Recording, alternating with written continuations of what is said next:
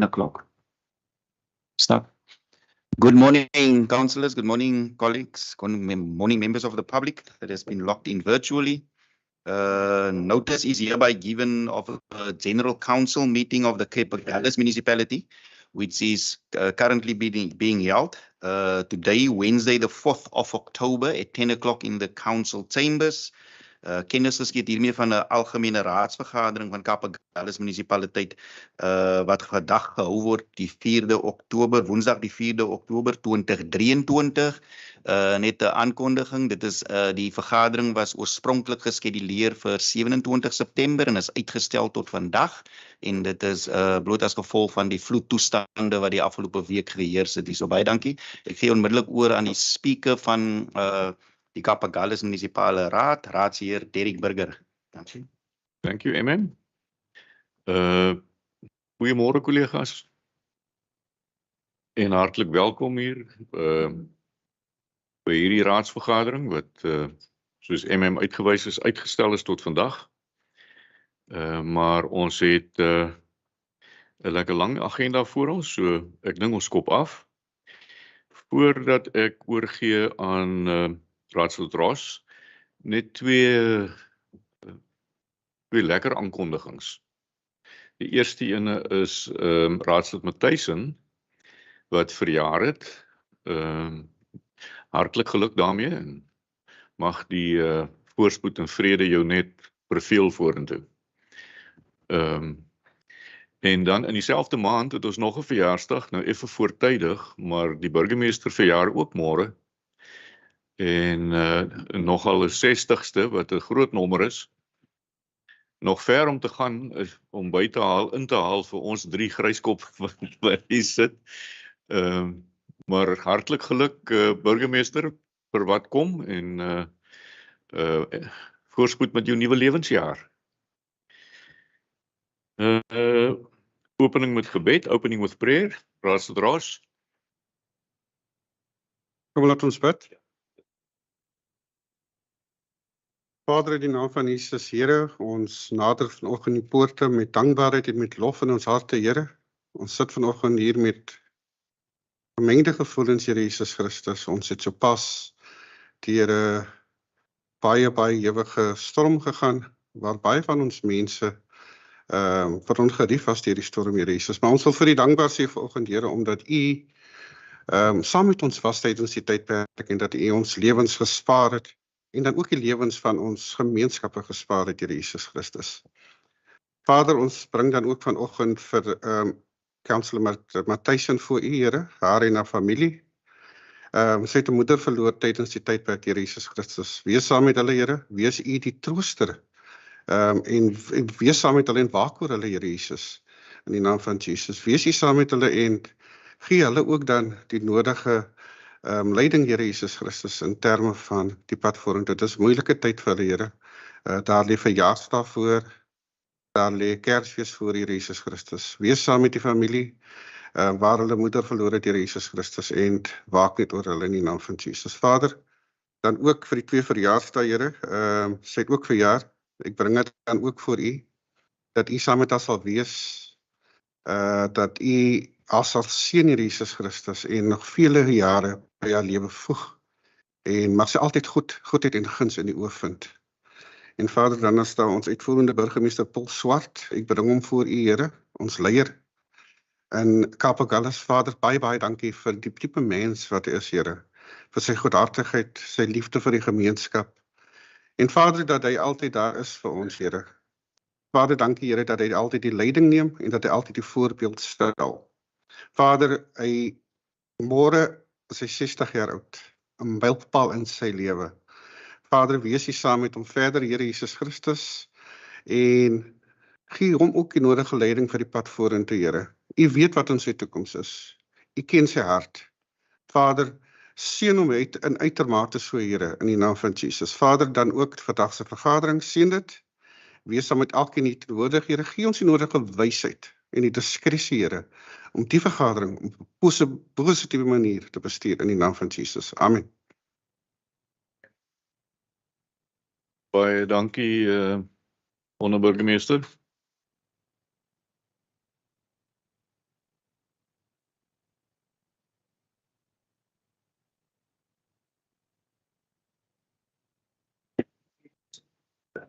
Ek dink is net 'n mistasting, dit is haar vader en nie haar moeder nie. Jammer spreker, ek het net het was 'n bietjie misinterpretasie, dit was haar emosie. vader, dit was sy moeder, hoor. Ja, ons Dankie. Jammer, raadslid Martinus, hoor. dankie kollegas. Kom ons takel hierdie agenda. Quorum, aansoek om verlof tot afwesigheid.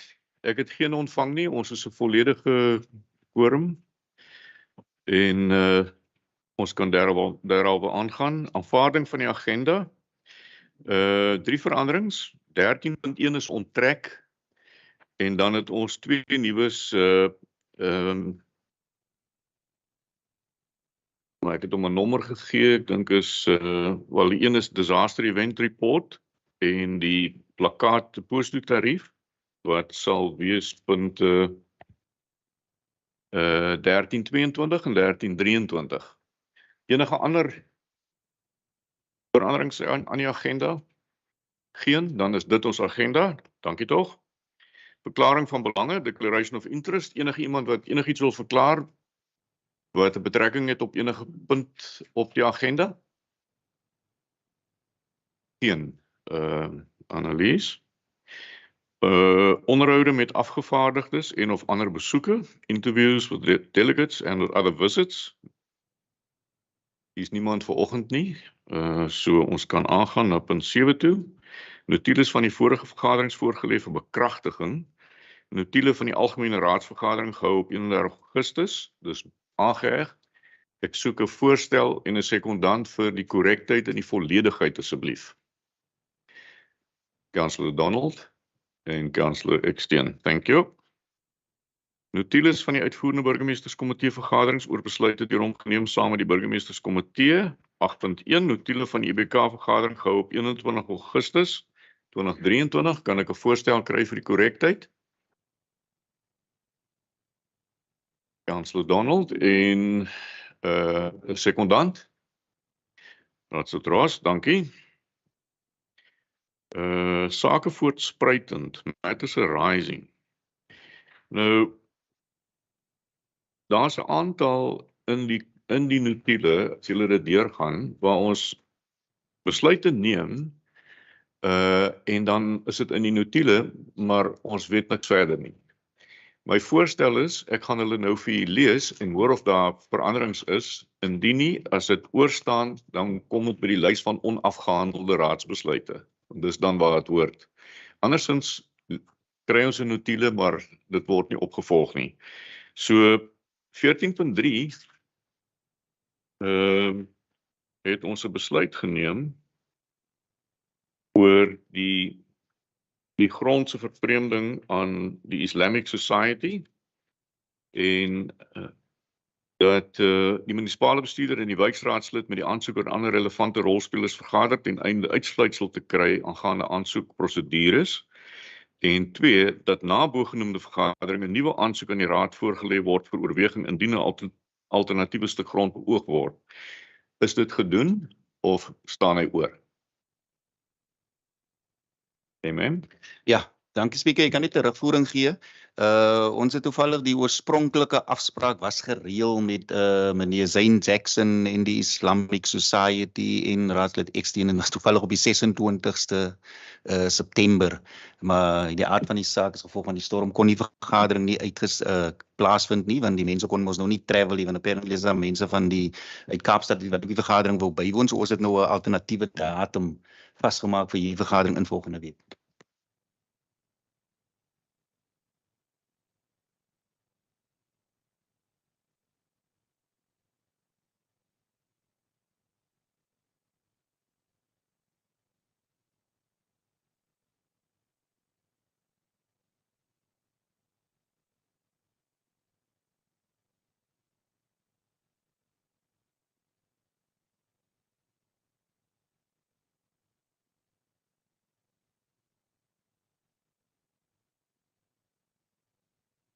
Nee, die werkswinkel is gedoen. So I had about two of those workshops about the property management, but there were items that were referred to that property management workshop and were held back by council, and those will now be tabled again, most probably via the committees as well as the MACO and into council again. Thanks. Trace, I'm not sure if you want to add anything. Basically what we did in the property workshop, we, compiled a list of all of the applications and then with recommendations and actions and who is responsible to do what. So we will be executing them now. Ik wil net vra, ek weet daar was redelik aansoeke wat in vorige raadsvergaderings op die tafel was, op die agenda was wat ons terughou het tot na die werksessie. En die werksessie het op plaasgevind en daar was gespreek dat ons moet kyk, daar was op sekerheid was aanbevelings van alreeds die raad of die wijkkomitees, dat van die aansoeke dat ons het dringend afhandel, dat het kom miskien na die komitees of na die EBK toe en dat het by die volgende raadsvergadering afgehandel word. En wil ek net vir Speaker wat jy nou sê is 'n baie belangrike saak oor die notules van elke vergadering. As ons kyk na vorige vergaderings, jy weet ons daar's nooit eintlik werkte waar ons sake vooruitspringend bespreek nie, soos wat jy ook gister gesê het. Maar is belangrik dat ons sake want dit kan gou verlore ook gaan. Dat die notules sekretaris dit onmiddellik na 'n raadsvergadering op die uitstaande lys sit en met die volgende vergadering is dit afgehandel of ons gaan voort of wat ek al. Laat dit net op die uitstaande lys bly. Dankie. Ja, ons is op dieselfde bladsy daar, burgemeester. Ek's net so bang ons verloor van die goed, want ons het nou gevalle, ons hoef dit nou nie, jy weet, te opper nie, maar daar's gevalle waar dit regtig lank vat voor ons by 'n punt kom. En ek dink ons poog nou maar net om wat ons hier besluit het, dan nou verder te vat en aksie te neem. So, kom ons doen dit dan so. Die volgende een is ook daar, 14.5, die Meals on Wheels geval, en daar's ook gesê dat die raad se voorneme geadverteer moet word. So, staatsbeplanning, is dit geadverteer al? Eiendomsadministrasie. Tracy, has it been advertised? I'm sorry, Speaker, I will have to follow that one up. I can't give you an answer right now. Okay, but we leave it onafgehandeld. Dankie toch? Struisies, 14.6. Die Struisies speelskool, dit was dieselfde geval. Ons het ook genotuleer dat die raad se voorneme geadverteer word en daarna weer aan die raad voorgelê word ten einde oorweging te skenk om die ooreenkoms met Struis SOS Trust aan te gaan. Is dit gedaan? It's been advertised and there were no objections. Thank you. So and the agreement has been compiled. Thank you, Tracy. Dan is daar 14.7 nog 'n speelskool waar 'n kontrak moet opgestel word. Ja, Mpumelelo of non-Mpumelelo, dat die hier ooreenkoms deur die eiendomsadministrasie opgestel word. So Tracy, has it been done? Sorry, Speaker, with the vacancy in my department, we need to try and sort of, just catch up on where everything is at this moment. So if you would give me a bit of an opportunity, we will do that and we will give you a full report of where everything is. Thank you, ma'am. We'll leave it op onafgehandel Annelies. Container polisie ooreenkoms 14.9.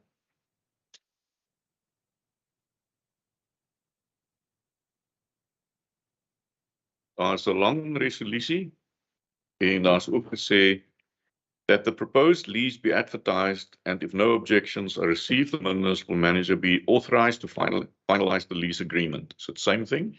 It has been advertised and we have no objections, so we can now conclude the lease agreement. Thank you, ma'am. Dit is afgehandel. Die advertensie vir die audit committee 1411.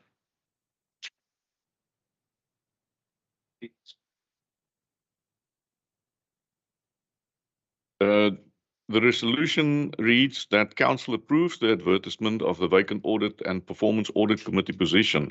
Has it been done? Advertised? It has been. Dankie. Afgehandel. En dan die laaste een, die upper limits, was daar 'n regstelling op. 1416. En dit lees in daai punt 4 that council obtains the concurrence of the Minister of Cooperative Governance, Human Settlement and Traditional Affairs regarding recommendations 1 and 2 before implementation thereof as stipulated in the preamble of the notice of 3807. Is dit gedoen? CFO? Is dit gedoen?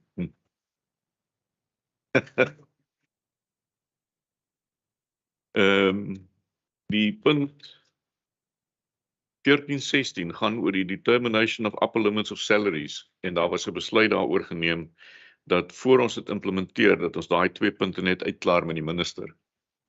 Dis jammer. Ja, dat is gedoen. En die gelde is gister oorbetaal gewees aan die raadslede. Ja. Ons het Vrydag die kennisgewing ontvang van die MEC en die gelde was gister oorbetaal gewees aan die raadslede. Dankie, afgehandel. Dis hoekom die raadslede so smile vandag. Dis ons ongeveer jaar op 'n ry. Raadslidjatjies? Speaker, dankie.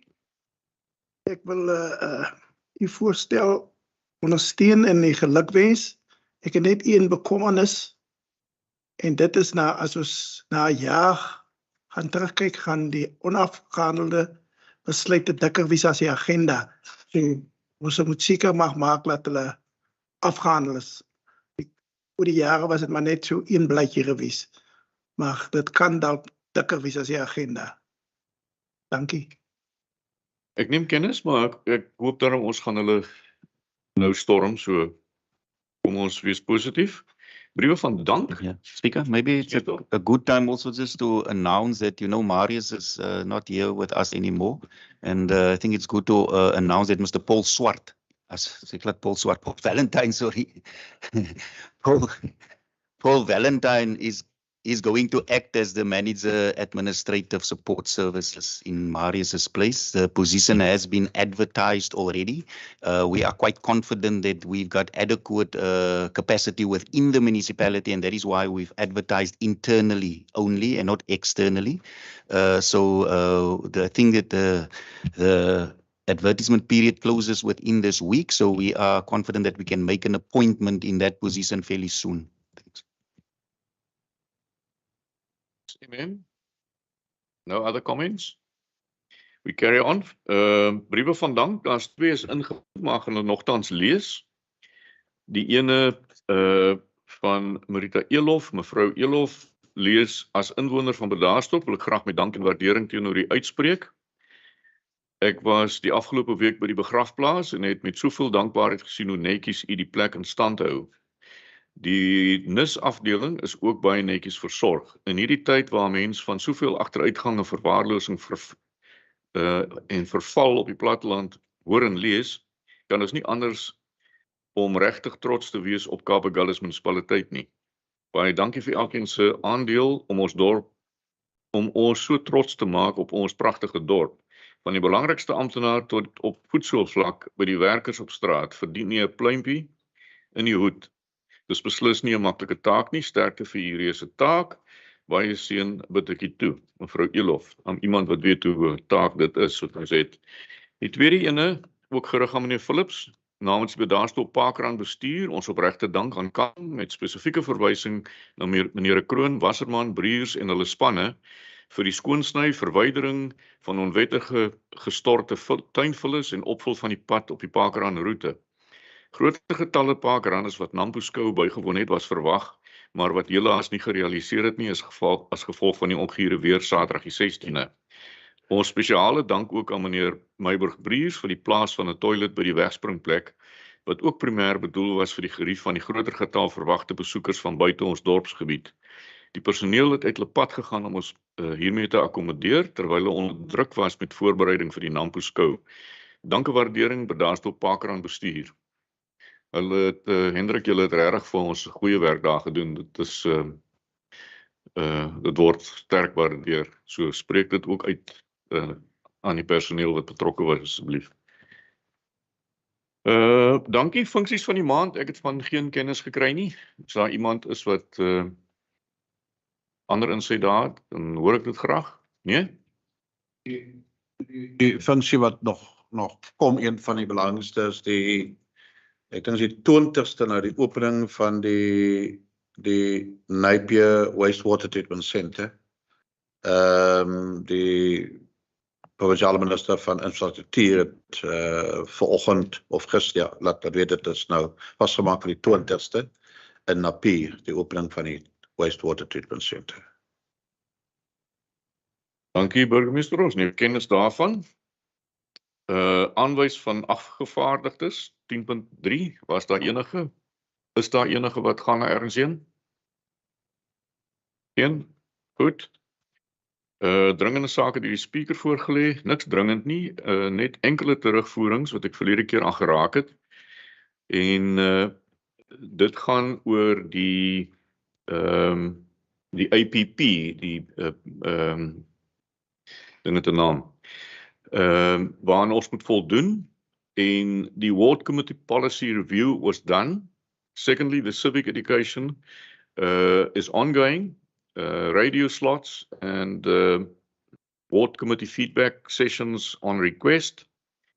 En dan die derde ene, Ward Committee operational plans. I signed them off, so they were all submitted in time. Number 4, Know Your Ward Committee campaign.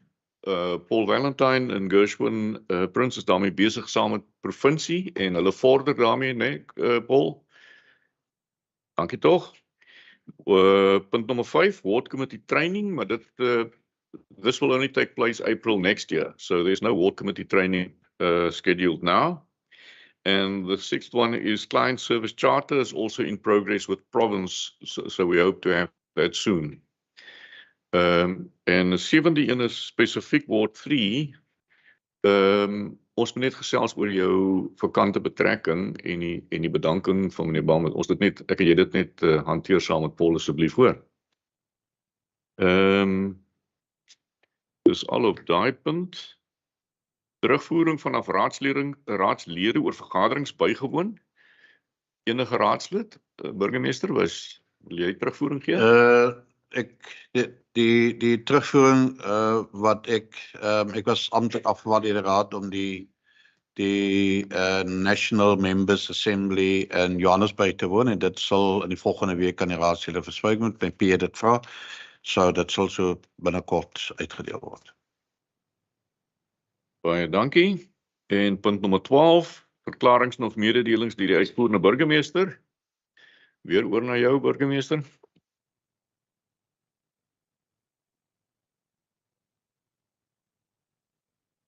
Skakel dit by die vergadering van die publiek. En ek hoop en vertrou dat ons 'n geseënde vergadering sal hê. Amper die laaste vergadering van die jaar 2023. En dan speaker en MM net 'n kort oorsig ook van my kant af oor die storm wat ons dorp of die hele distrik Wertewaag getref het. Iemand sê dit was die ergste in menselewens in Kapagallas. Ek weet nie of ons het al so iets gehad al. Maar nog nie, jy weet dat ons soveel so byvoorbeeld nie, ons het nie baie kapitale of skade gehad, die strukturele skade nie. Behalwe die grootste ding is Napier se sokkerveld wat weggespoel is. Dis van die grootste uitgawes of die grootste gebreke wat ons het. En dan van ons paaie en die potholes wat nou begin uitwys. Baie ander munisipaliteite het baie sleg daarvan afgekom. Dan ek wil net my dank en waardering uitspreek teenoor die munisipale bestuurder en amptenare wie werklik dag en nag nie gewerk het, maar beskikbaar was. Daar was een oggend 3 toe ek die MM gebel het. Oor mense wat bekommerd was. Ek dink die munisipaliteit of die disaster management team het redelik goed gevaar onder moeilike omstandighede En daar is nog tekortkominge. Ek en die munisipale bestuurder het al reeds daaroor gepraat wat ons moet aanspreek. Ek dink die Joint Operations Center ons moet werk waar kyk dat ek meen dit het baie gehelp. As jy gebel het, dan was daar mense wat gebel het. Die grootste probleme was Eskom. En ek dink Hendrik, baie dankie ook jy en jou span wat julle vir my gehelp het om met Eskom te praat. Daar is nou nog mense wat nou nog sonder krag sit in Struisbaai en in Struisbaai het ons ook ons eie span, Gideon het uitgegaan om sekere huise in Struisbaai Noord uit te sorteer, maar baie dankie daarvoor.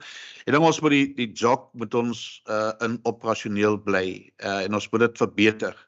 'n tipe call center waar mense kan inbel en aktiveer en waar ons werklik gou respons kry na en van ons mense in die gemeenskappe. Kommunikasie is deurslaggewend in sulke tye en ons moet dit reg doen. Ons kon vanaf buite donateurs 'n bietjie noodverligting bring. En besonders aan die inwoners van Anniston. Ek dink hulle was hulle was vir 3 dae totaal en al afgesny dat hulle nie kon uitkom by spesifiek winkels nie. En ons weet ook Anniston het nie winkels nie, 2 of 3 house shops wat die Kaapenaars amper leeg gekoop het of van die house shops is baie leeg gekoop. En dan kon ons ook op ander plekke in samewerking met Lozet op ander plekke uitdeel. Dankie aan Lozet en die NGO's wie gehelp het met die verspreiding. Daar is nog van die fondse wat ingekom het, ek dink iets soos R15,000 beskikbaar, waar Lozet ook voorgestel dat ons moontlik moet kyk na komberse of matrasse wat ons miskien kan koop, en dat ons kan hou, want daar is mense wat ons na ons salle toe geskei was, en ons het nie matrasse vir die mense gehad nie. En die mense wat geskei was, sy beddegoed was nat. En dit is ook 'n uitdaging. Ek was ook persoonlik in kontak met meneer Ali van Gift of the Givers, wat ook nog moontlik 'n aflewering sal maak in Kapakallas. So dit is rondom die storm, speaker. Iets wat nie op die agenda is, wat vir my bekommer maak, dit is 'n aansoek wat ons nou al 'n paar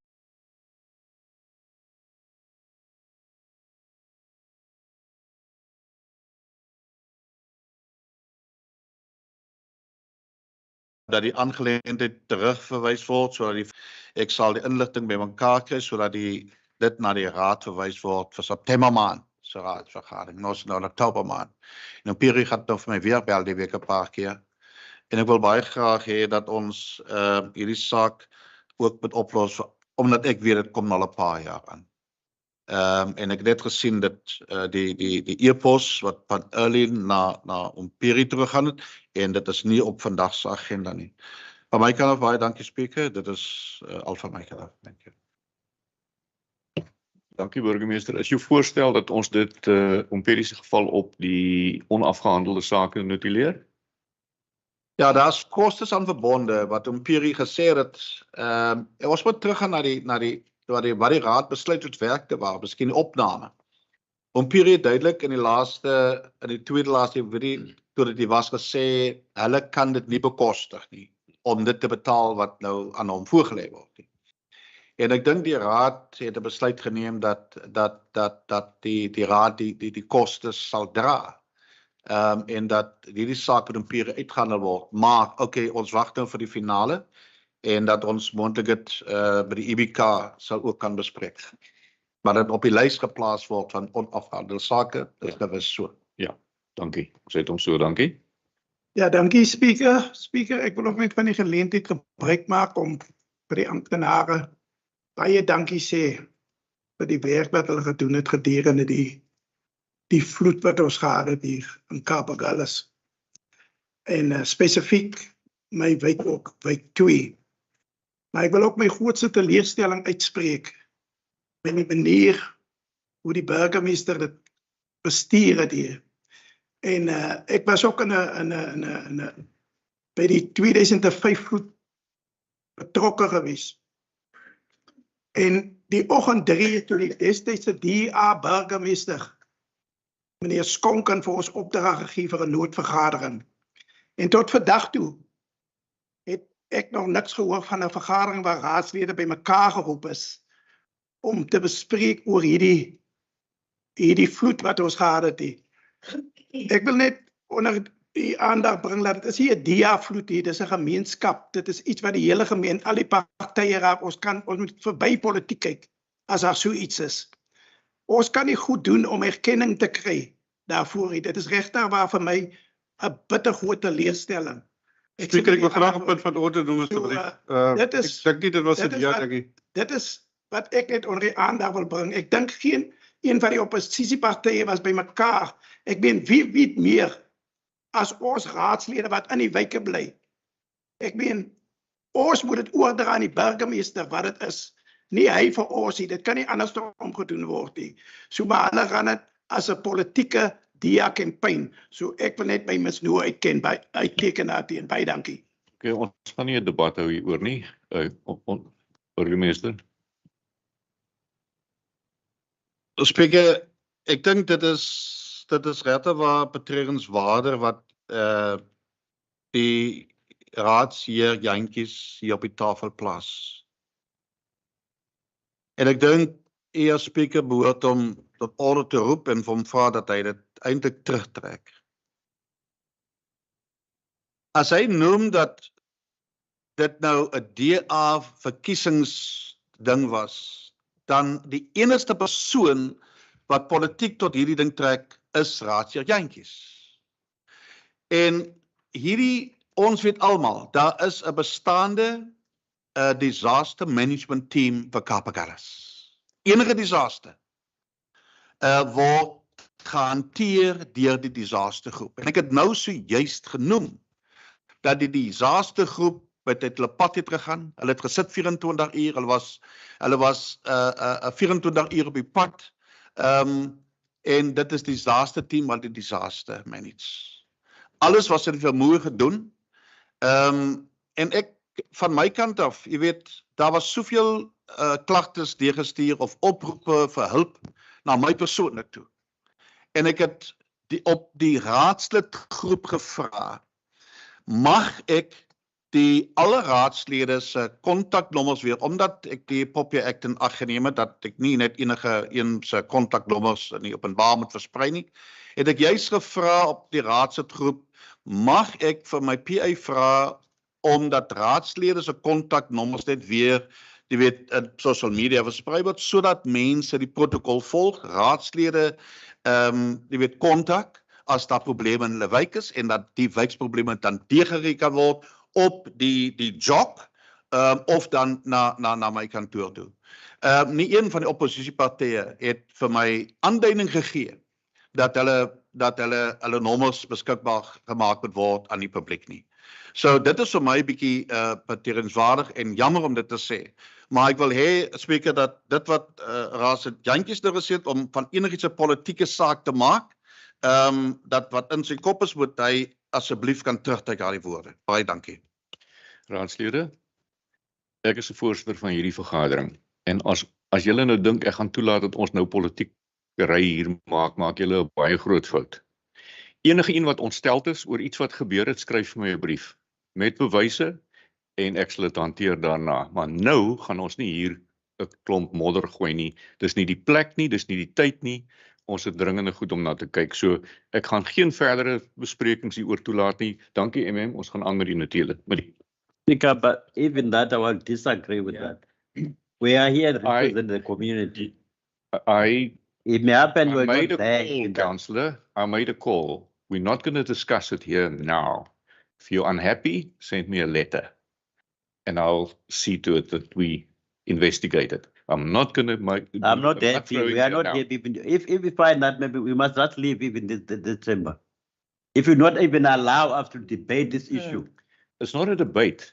You open the debate. You started, then why must we say even not say anything? What do you want to say, sir? Why you close even a chapter? Because it's going Why are to you be, closing the it's going to discussion? be a mud throwing You exercise. didn't know what I was about to say with other councillors.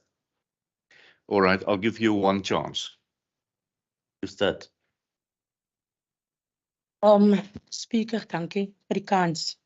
Eerstens wil ek by hom Pierre stilstaan, die raad het moes 2 maande terug was dit op die raad en dit is verwys dat ek dink Sonelle moes uitgegaan het of die raad moes besluit het 'n besluit gemaak dat ons moet kyk of hulle dit gaan wie om die grondwet te soneer en dan terugkom en ek het self as die raadslid gevra dat dit so gou as moontlik spoedig moontlik afgehandel moet word en ja soos die burgemeester sê teen my spyt is dit ook op die agenda vandag en om aan te sluit wil ek geen politiek gooi. Net op daai punt, ons het daai een van Imperi afgehandel. Okay. Dis gelys as 'n onafgehandelde. Onafgehandel, maar So- ons het ook gevra speaker dat dit so gou as moontlik afgehandel moet word omdat dit al so lank aankom.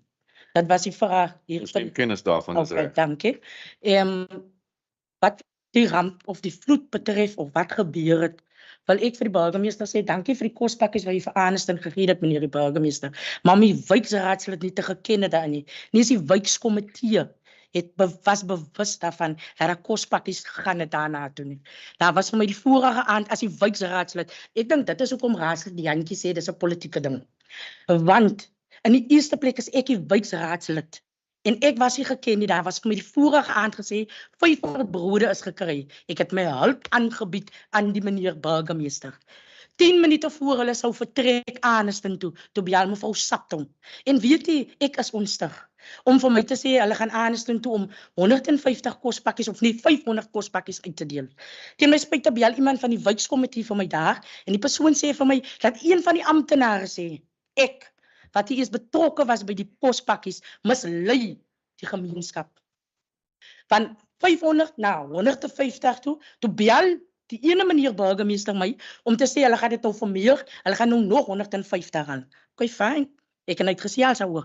Maar wat my vandag kwaad maak as 'n wijksraadslid en die wijkskomitee, jy het mos 'n brief ontvang van die wijkskomitee wat ook hulle woede teenoor dit uitgespreek het want hoe kan iemand wat jy is die leier in daai wijk, jy word nie geken nie, meneer, en dit was vir my absoluut onregverdig en onaanvaarbaar tot vandag toe. En die burgemeester het vir my om verskoning gevra, maar ek voel niemand van ons gaan daarvan hou as in ons wijke iets plaasvind en ons weet nie daarvan nie. Come on mense. Ons gaan nie as die oppositie gaan daarvan hou as ek dit in hulle wijke gaan doen nie. So, dit is hoekom raadslid Jantjies daarop gemik het om te sê, dis 'n politieke kampanje. Want 'n week terug het Aniston se mense plus die vissermanne gesoek aan die meneer Paul Swarts, die burgemeester, wat nog nie daar was, as gevolg van dat die vissermanne kon nie see toe gaan nie. Ek het met hom 'n afspraak gehad maak, want ons het die Imbizo vergaderings gehad, toe gaan maak 'n afspraak met hom, en hy het ook die vissermanne dieselfde dag gaan sien, en ek sou ook daar gewees het, maar as gevolg van die vloed, kon ek nie deurkom nie, en niemand het vir my gesê, of whatsoever, dat gaan aan die vergadering of wat die, want die vloed het die pad toegemaak.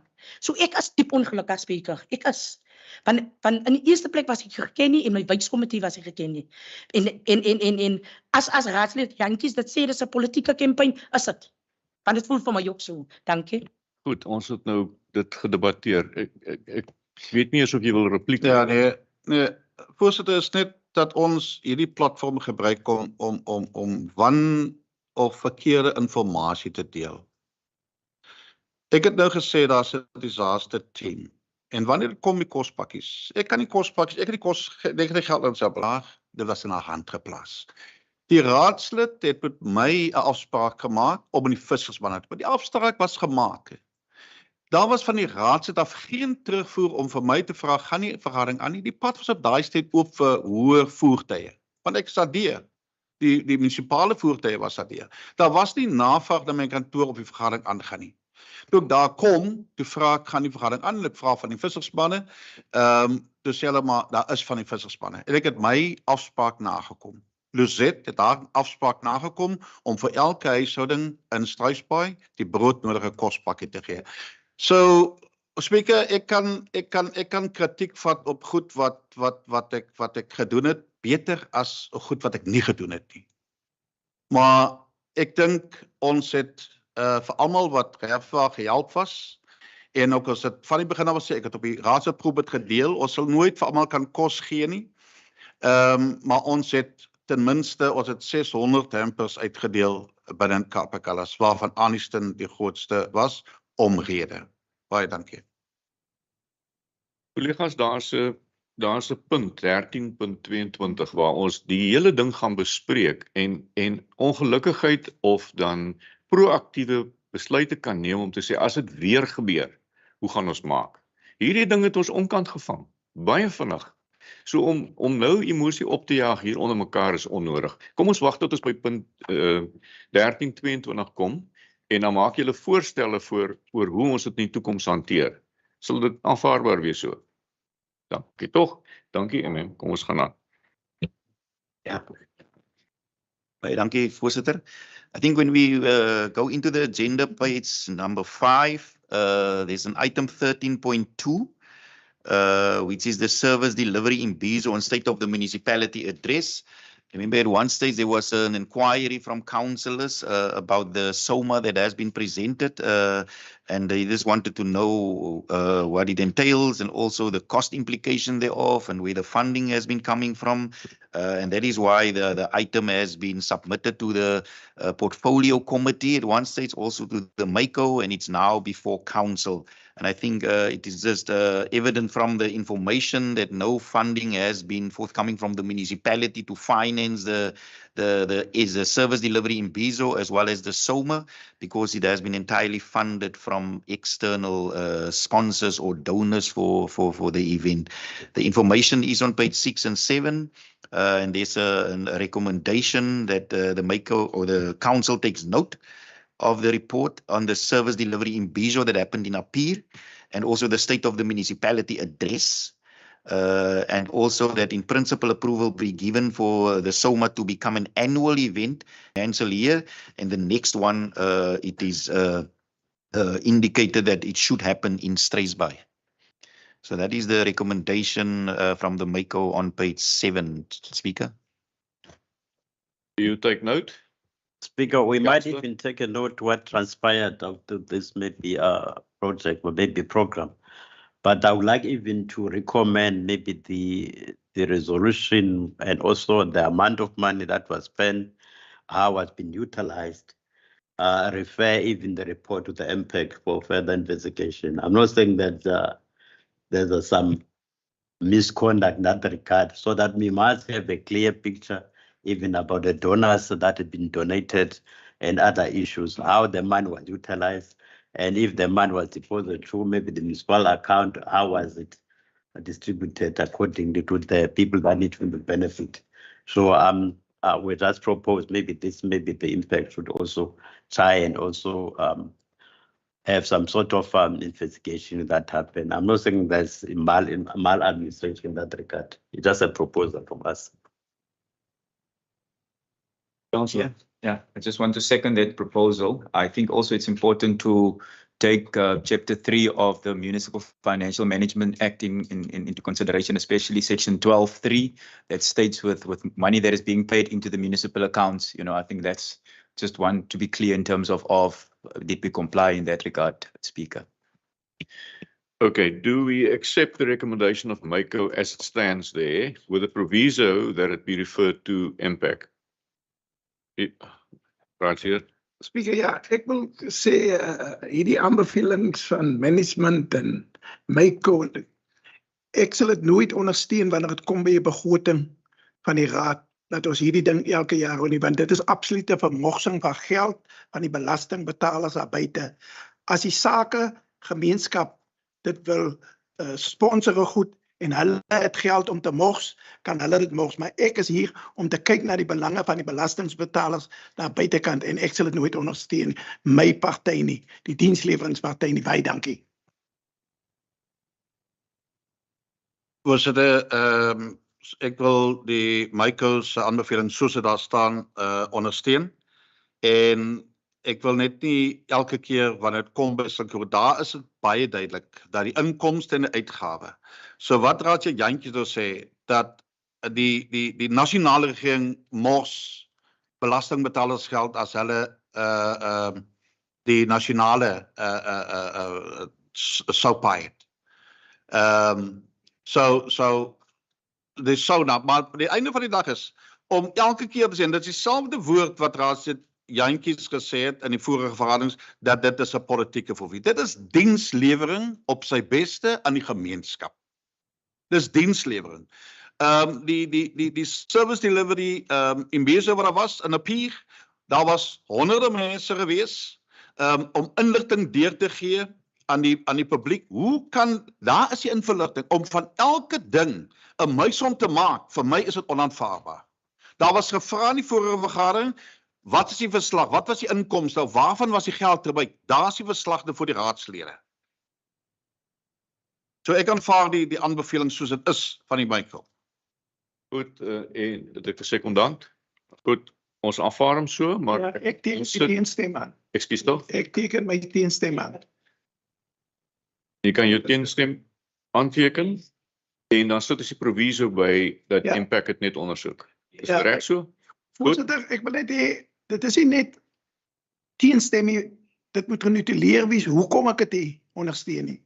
Presies wat ek hier gesê het, laat ek sal dit nie ondersteun by 'n begrotingsproses van Kaapa Galaxy en die res wat ek gesê het, en ook laat as die sakegemeenskap geld het om te mors op so iets, dit is hulle goeie reg om dit te doen.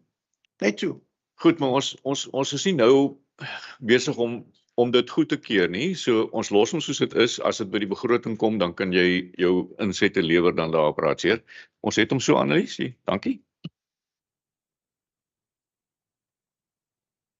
13.3 is die koskelding van die huurgeld van Mr. S. Mbili. Mr. S. Mbili hier een van die containers daar by, hulle sê die Square, 'n jong entrepreneur van Wijk 3, wat basies in die gaming industrie is, vir jong mense geleentheid bied om virtual gaming daar te kan bewerkstellig. Hy het bietjie skade gelei met 'n inbraak wat daar was en vir die tyd wat hulle die plekke reggemaak het, kon die ou natuurlik nie besigheid doen nie, en dit is hoekom hy gevra het op die munisipaliteit om nie dit kan kwytskeld vir die 3 maande se huurie. Dit was by die portfolio komitee gewees en sowel as by die IBK en is onomwondige ondersteun dat 'n kwytskelding van 3 maande hier toegestaan word aan meneer Mbili, aangesien hy nie besigheid kon doen vir daai tyd nie en dat om die skuld te kan delg nie. So dis die aanbeveling vir die raad op hierdie stadium, Speaker. Dankie, raadslede. Speaker, I would like to accept the management recommendation, and I also think this could have been prevented because there's not adequate security services at these premises, and the vandalism is also part of this, and we have reported this in the past. So I would like to. Okay, but we stick to this now. You propose, and do I have a seconder? Councillor Mokotwana's hand was up first. Thank you. Dankie. 13.4 is to do with the development of the Struisbaai industrial urban.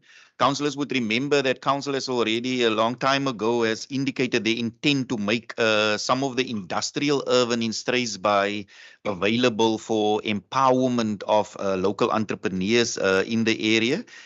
We had a number of business people that came to the fore and said they would really want to take up this opportunity and make sure that they also assist the local emerging entrepreneurs in that area. It has been at the portfolio committee at one stage, and it was indicated in order for to be fair and transparent in this whole process that a call for proposals be invited, be advertised, and then we can look at the call for proposals and evaluate it in terms of the supply chain management policy accordingly. We're actually sitting, we have received the draft specifications from our LED department and supply chain management. They work together on this, and we're actually having a meeting this afternoon just to go through the advert so that we can advertise it within this week still. And that is just to invite entrepreneurs to indicate how those urban can be utilized for business purposes as well as empowerment of the local entrepreneurs in the Struisbaai area. Thanks, Chairperson. Thank you, Can I get comment or a proposer or note, just noted? Ek wil net vra, ek ben dit sê nou nie wanneer ek ben referred now that I have a meeting and to discuss the call of the contents of the call of, when will this call for proposals or call for proposals be out so that people can start, because this thing is coming on now for also too long. So that we need to for entrepreneurship and job creation as an urgent matter, please. Yeah, as I've indicated, if you look at the implementation plan, it actually starts from page 8, page 9, and page 10. I will see the third line from the bottom of page 10 actually indicate where that activity is, the advertisement of the call for proposals. And as I've indicated, we're sitting this afternoon after this MPAC meeting, and then after the MPAC meeting, the relevant officials will sit down, go through the draft specifications, make sure that it actually adheres to what we want to achieve with those industrial urban, and then we anticipate to have the advertisement. I think Annelies moet voor Vrydag moet jy dit submit, né?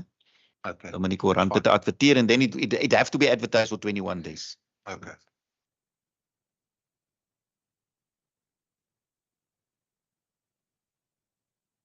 Okay, but it's a matter of urgency, so we take note of that.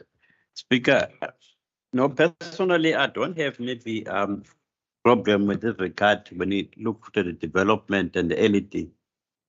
But the community who are previously disadvantaged should also partake in this program, because more or less we're losing a lot because of those that have, and those who don't, they don't even benefit.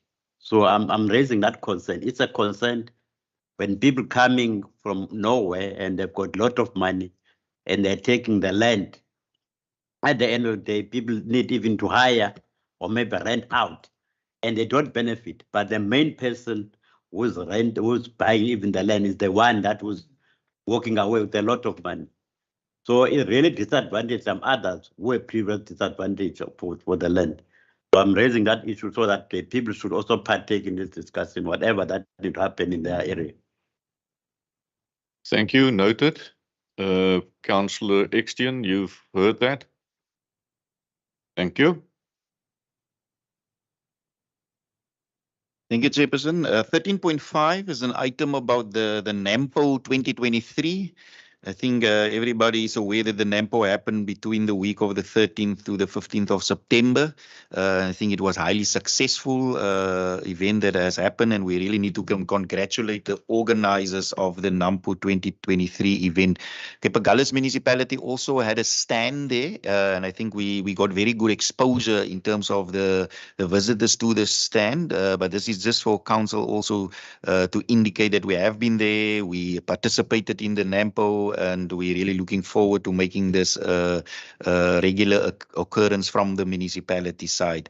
This item was drafted prior just for the portfolio committee because it happened before NAMPO, just to make councillors also aware that what they can expect when they get to the Cape Agulhas municipality stand at the NAMPO event for those 4 days that it was there.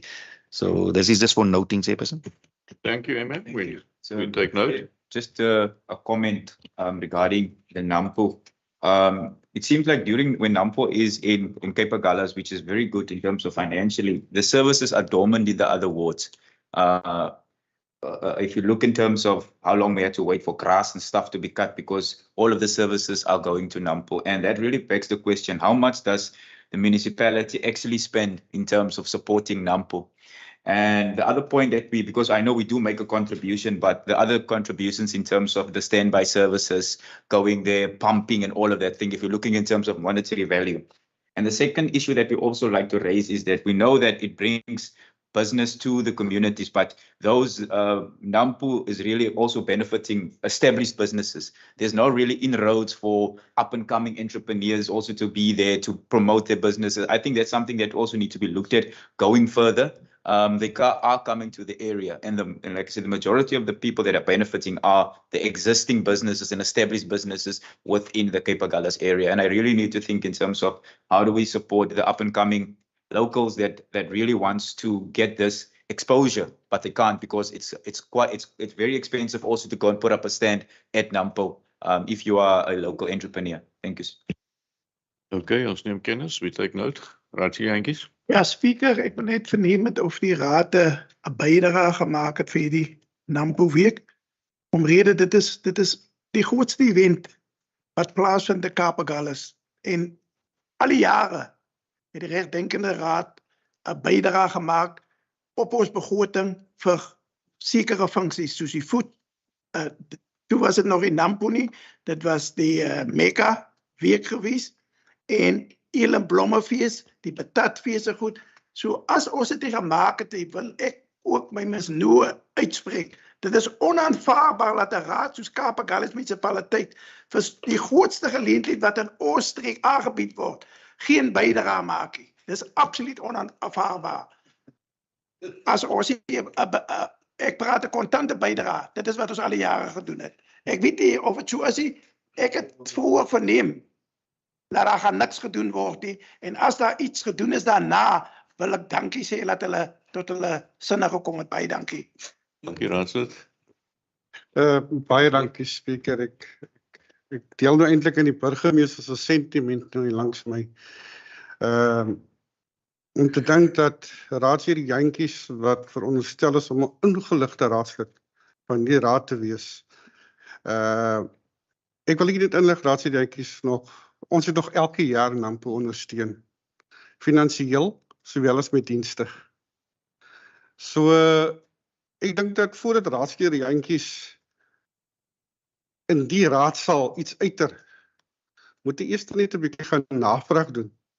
En want hy is net besig om almal se tyd te mors met sy gebabbel.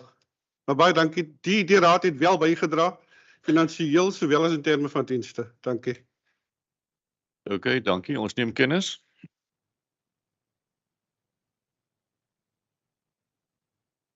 Okay, Epperson, 13.6 has to do with the red tape reduction. I think there was always a very good objective and intention from the municipality to coordinate and streamline the business processes within the municipality to make it more conducive, specifically for business to do business with the municipality, and also get timeliest and effective and efficient service delivery for the municipality. Now, we've engaged with the red tape reduction unit, which are operating under the auspices of the Department of Economic Development and Tourism in the province. The lady that is leading this from province side, Mrs. Aisha Augustus, has visited us. We had preliminary talks, and they have submitted an implementation plan of which of the business processes within the municipality they are first going to tackle and see how we can, where there are currently bottlenecks, how they can assist us to make sure that those business processes are more effective and more efficient and deliver a more timely service to the clients that we work with.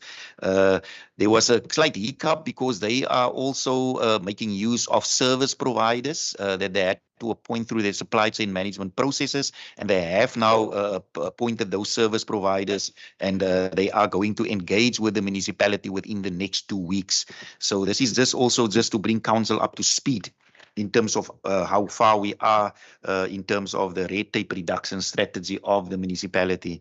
We can ensure what once we do the first business, then we will go to the other business processes. So it's going to be a continuous partnership with the Department of Economic Development and Tourism in this regard. So 13.6 is for notification to council. Thanks. 13.7, the auditing of the commonages around, okay, it says Bredasdorp, but it's actually in terms of the Cape Agulhas municipal area. This was one of the matters that were tabled at the property management workshop. We had a lot of ad hoc applications for people who want to mostly do farming activities on commonage land. There was people that had existing lease agreements with the municipality. Our LED department, together with the property management unit, has engaged with those people that are currently leasing, and just to see, are they still utilizing it for the purposes that was intended from the start. And there you will see the list is incorporated in the agenda of people that they found is simply not on the land anymore, not utilizing utilizing it at all, while others are progressing fairly well. And those are the people that we're also trying to assist from the municipality to make sure that they actually do successful economic development in specifically farming initiatives on those pieces of land. We also have engaged with the Department of Agriculture in this regard, who are also on board. But what this item actually entails is just to give myself as the municipal manager the mandate and the authority where we found that people are not utilizing it anymore, that we give them notice. Either they rectify that within a period of 7 to 14 days, and if they are not able to do that, that we at least make those pieces of land, we terminate those lease agreements and make it available to entrepreneurs and agricultural entrepreneurs specifically to make use of those pieces of land, Chairperson. Thanks, Speaker. Thank you, Ma'am. Can we accept that? Is there a proposal? I have to Donald en Ross Annelies. Thank you. Dis nou op 13.7 gewees. Ja. Yeah, we must just take note, Speaker, the recommendation from MACO. The last point, number 2, that the process be investigated, and that we did discuss this in the workshop thoroughly, and we need to also see that as an urgent, way forward. Yeah. We accept it as it is there. Thank you. 13.8, that is the temporary location for filming use on Earth 854 Straysby. I think people know about, the councillors know about what we commonly refer to as the Kokkedoor store, which is currently established in the caravan park in Straysby. And the previous council meeting, after their filming, they requested council to extend the lease agreement up till the 30th of September. Now, the 30th of September has come and gone now, and the structure is still on the caravan park. We've had engagement with the production crew of Homebrew Films. In fact, they've made a presentation to the portfolio committee, and also they've made a presentation to the MACO, where they're available to them to at least shoot another 2 to that was their words, 2 to 3 series of the Kokkedoor. And I think people that follows this would see that it's highly successful. And also it brought something like investment of about 6 million rand into the Cape Agulhas municipal area in terms of direct as well as indirect. That contributed towards job creation, entrepreneurship within the area. They supported the local economy of the area. And that is why they see the potential of expanding or extending this partnership with the municipality for at least 2 more years, because they do an annual shoot. So if they are going to have 2 more series, it will happen in 2024. And then obviously the 3rd series will be shot in 2025. Which implies that the structure needs to remain on that site for that period. Council in the previous meeting has requested myself as the municipal managers to get an ad hoc committee together after the presentation that they did. We set on Monday just to go through the proposal that they put on the table, see what would the implications be of such extension. And there's a couple of fundamental matters that needs to be clarified. I think the most important one is that we have received, there was a complaint from one of the Straysby community members that the municipality is acting unlawful in terms of extending it. The correspondence has been submitted to the Department of Environmental Affairs, also the Premier's Office, also the Department of Local Government. And subsequently, we have received what we call a pre-compliance notice from the department. The department asked us, listen here, we've received this complaint. Can you please provide us a response? And then Abram from the town planning unit have submitted a very comprehensive, very sensible, very well thought through response to that pre-compliance notice. But unfortunately, we haven't had any response from the department subsequent to that. I know Tracy has followed it up with them. I'm not sure, Tracy, if you can report if you have received any response from them at this point in time. Okay, and that actually brings us to the point that we would really love to engage with the homebrew films for the period that they are requiring. So it means that it would require an extension up for the temporary utilization of that site for another 2 years.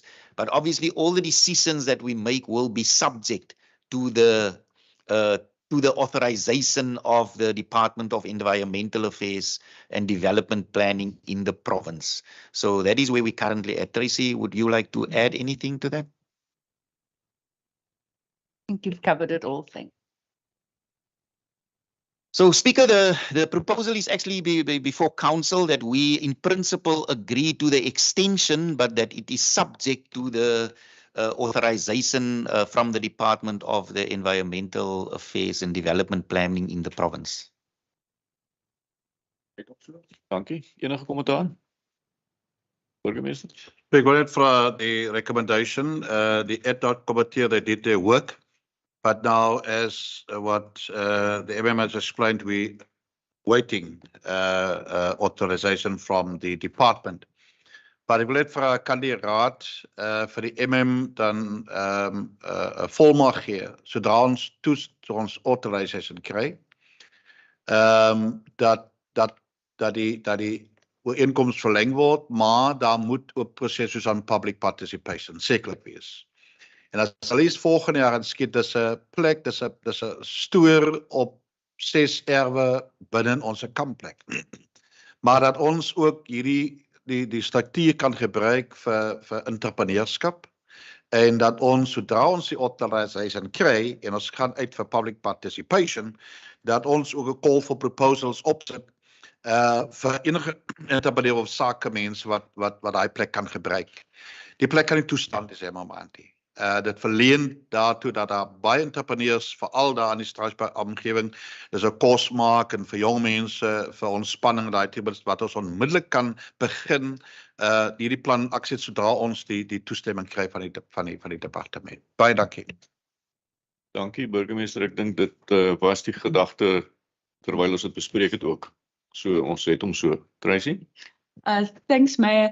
Yeah, one of the things that the Town Planning Department is busy with at the moment is sort of a strategy of what can be done there and what can't be done there. We do have to remember that there is a zoning implication. So depending on what you do, there will probably have to be a town planning process.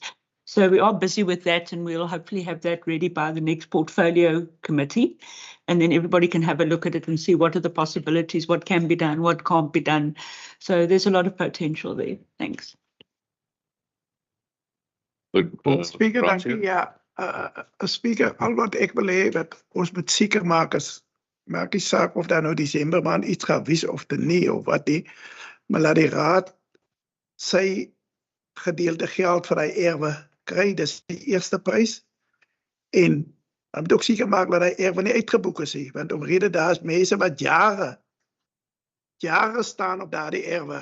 Ons kan nie onverantwoordelik, ons wil hê die ding moet daar bly, want dit is 'n groot advertensie vir ons streek. Maar ons moet sinvolle besluite neem en dan moet ons net seker maak die mense wat jare daar staan op daai erwe kry 'n plek, 'n ordentlike plek. En natuurlik ook al die ander implikasies glo ek dat die komitees hulle in aanmerking neem dat is kampeerders en wat se tipe besigheid hulle daar gaan doen. Dankie.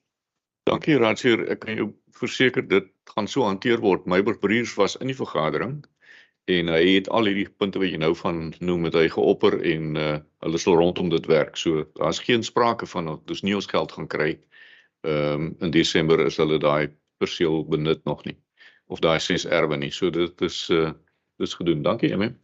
Ja, ek wil ook net vir die raad die gemoedsrus gee, burgemeester, dankie vir die volmag, maar ek self sal graag die raad op hoogte wil hou soos die proses ontvou. So as ons weer 'n vergadering het, dan sal ons 'n volledige verslag, because we need to know what would their proposal be for the future utilization, and also what do they intend utilizing it over the holiday season, because at the end of the day, councillors are going to be confronted with questions, and I want to make sure that councillors are abreast of what is going to happen there. So ons sal in elk geval weer 'n vorderingsverslag by die volgende raadsvergadering ook aan die raad voorhou. Dankie.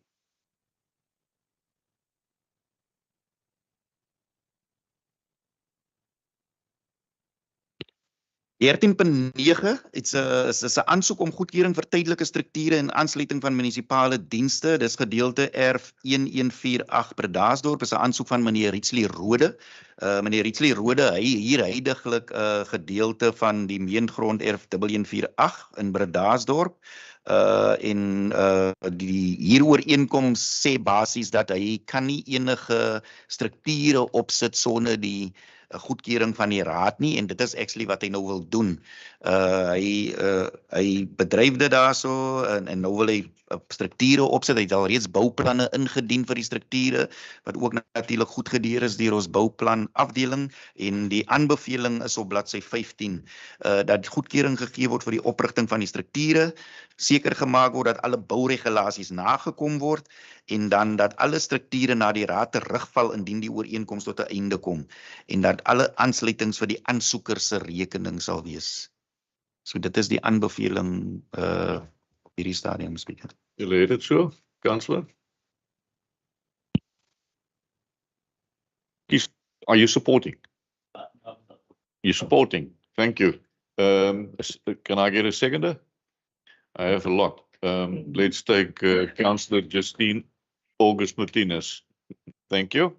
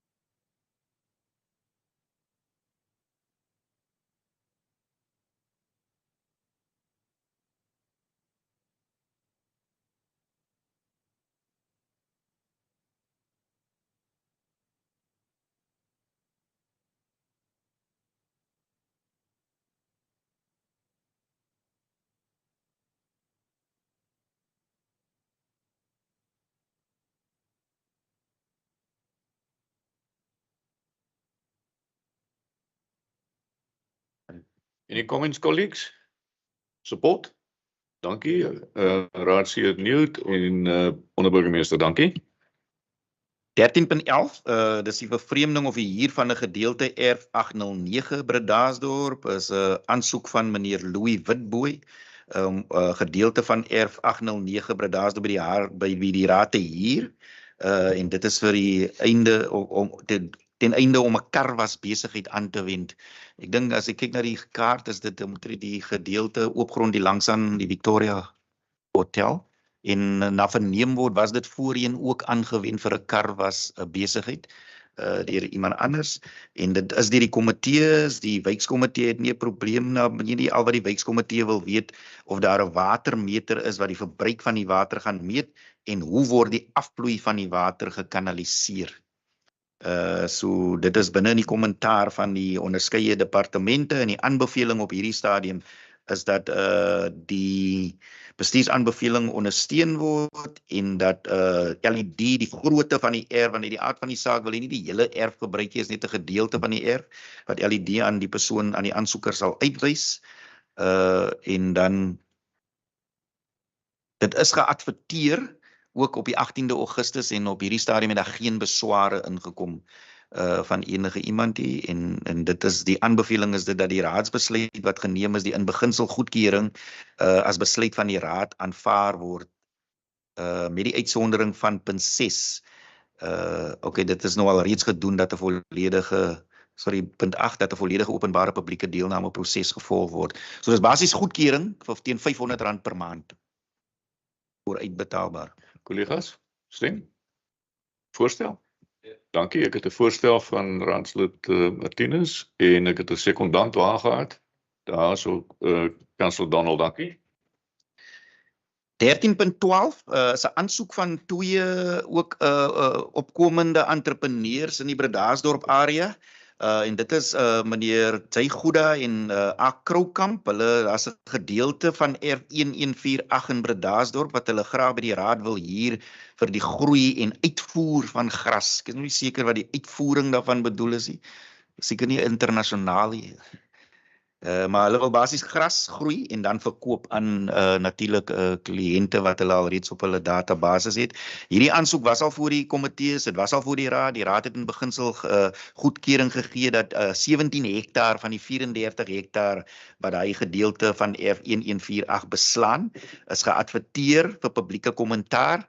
Daar was geen beswaar wat ingekom het van enige iemand nie, en dit is hoekom die aanbeveling nou is dat die raad goedkeuring verleen dat 17 hektaar van die 34 hektaar aan meneer Gouda en meneer Kroukamp verhuur word om gras te plant en dan te verkoop. Aanvaar. Voorstel, burgemeester, sekondant. Speaker, ja, die wijkskomitee het dit ook ondersteun. Aanvaar, dankie. So ons aanvaar Arthur Jantjie as die sekondant. Dankie. 13.3 is die sluiting van 'n steegie tussen Ou Meleweg en Asterlaan. Dis daar in Wijk 2. En ek dink hierdie item was al op 'n stadium voor die raad. Op daai stadium was daar 2 ander steegies wat die raad besluit het wat kan gesluit word. Hierdie een het hulle aangedui moet nie gesluit word nie. In die tussentyd het die situasie ook natuurlik versleg met die gemors wat daar gegooi word. Sê die redes vir die aansoek vir die sluiting is dat dit gebruik word as 'n storting van vullis deurlopend en dat die aanliggende eienaars se eiendom word gewandaliseer en inbrake vind gereeld plaas, as ook geraas veral weens die misbruik van alkohol. So dit is hoekom hierdie die aansoek vir die sluiting van die steegie nou weer voor die raad is.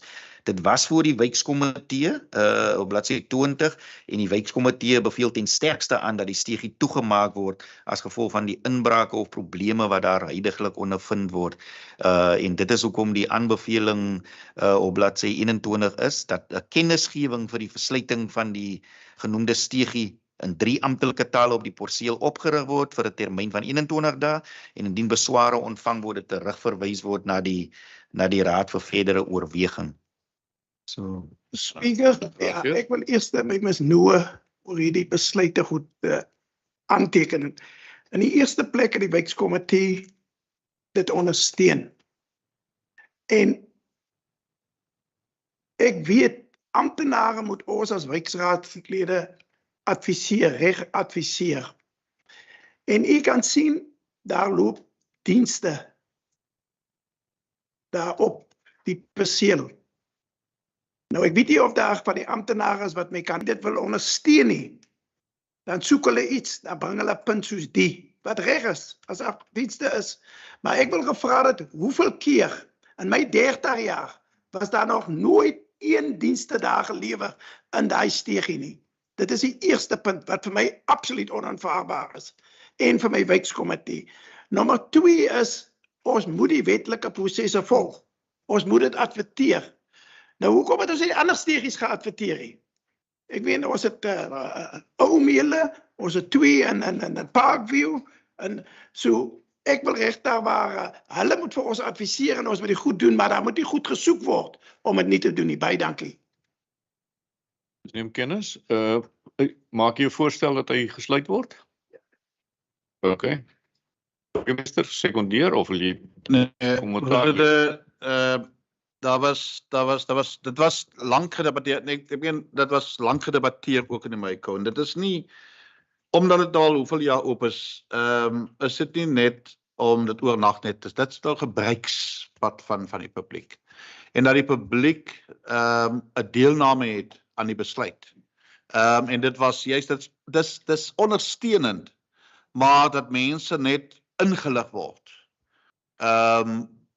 van die besluit van die raad, en dit is die voorstel uit die amptenare uit, en dit is nie net om, jy weet, iets wat daar was, om dit weg te neem, te ontneem nie, dat mense ingelig word, en dit was net die aanbeveling, is dat dit vir 21 dae net geadverteer word, as daar geen insette is van die gemeenskapie, dan ondersteun die sluiting amptelike sluiting van die steegie. Dit om so, dankie. Ja, speaker, ek dink dit is 'n groot kwelpunt vir die gemeenskap wat daar om my omliggende steegie bly. En as jy enige iets weet van 'n wheelie bin in die middel van die nag op paving verby jou huis of mense wat verby drom in die middel van die nag, dink ek nie enige van ons sal dit regtig waar kon duur nie, want ek weet waarvan ons praat. En hierdie is 'n punt wat die gemeenskap al lankal oor voorgebring het. Ek dink daar word gesê dat dit is 'n deurloop, maar daar's twee paaie aan die een kant Asterlaan en ek dink is Carnationlaan waar die mense ook kan beweeg. Ek dink omdat daar 'n nuwe 'n buurt gebou is daarso, het die invloeks van mense mos meer geraak en daar's baie meer mense wat inbeweeg. Dit is hoekom die gemeenskap dit voel en ek voel dat ons moet die gevoel van die gemeenskap wat daar bly in ag neem. En ek dink as dit gesluit word, dink ek nie dat die munisipaliteit nie akses gaan hê tot die dienste nie. So ek dink regtig waar dit moet geondersteun word dat as dit moet adverteer moet word, dis reg, maar ons moet die mense wat geaffekteer is in ag neem oor hierdie besluit, speaker. Ja, ek dink nie ons het 'n ander gevoel daaroor nie. Dis reg, die mense moet beskerm word, maar ek dink ons wil ook konsekwent wees in ons uitvoering. So kom ons adverteer dit en ons maak hom toe as daar nie besware is nie. Is dit reg so? Dankie tog. 13.14 is die vergunning van 'n verlaagde oorskridingskostes R574 Agulhas. Dit is ek dink mevrou Astein. Nou ek dink mense is al deeglik bewus van hierdie erf in Agulhas waar die mense gereeld 'n stretchtent daar opsit en hulle het 'n huidige bestaande oorskridingsooreenkoms reg, Tracy? Wat die raad verlede jaar dink ek goedgekeur het, maar daar was ook 'n ander aansoek gewees van die bure se kant wat ook reg van weg wou gehad het. Ek dink is 'n mevrou Viljoen wat aangrensend aan die Steins woon en dit is toe aan hulle toegestaan albei. Maar op hierdie stadium die aansoek hier voor die raad het eintlik ten doel dat 'n gewone oorskridingsooreenkoms dink ek iets soos R4015. Die Steins het aangedui, maar luister, ons gebruik dit eintlik net vir die 2 maande van die jaar, aan die einde van die jaar, en hulle wil graag verlaagde oorskridingsfooi betaal.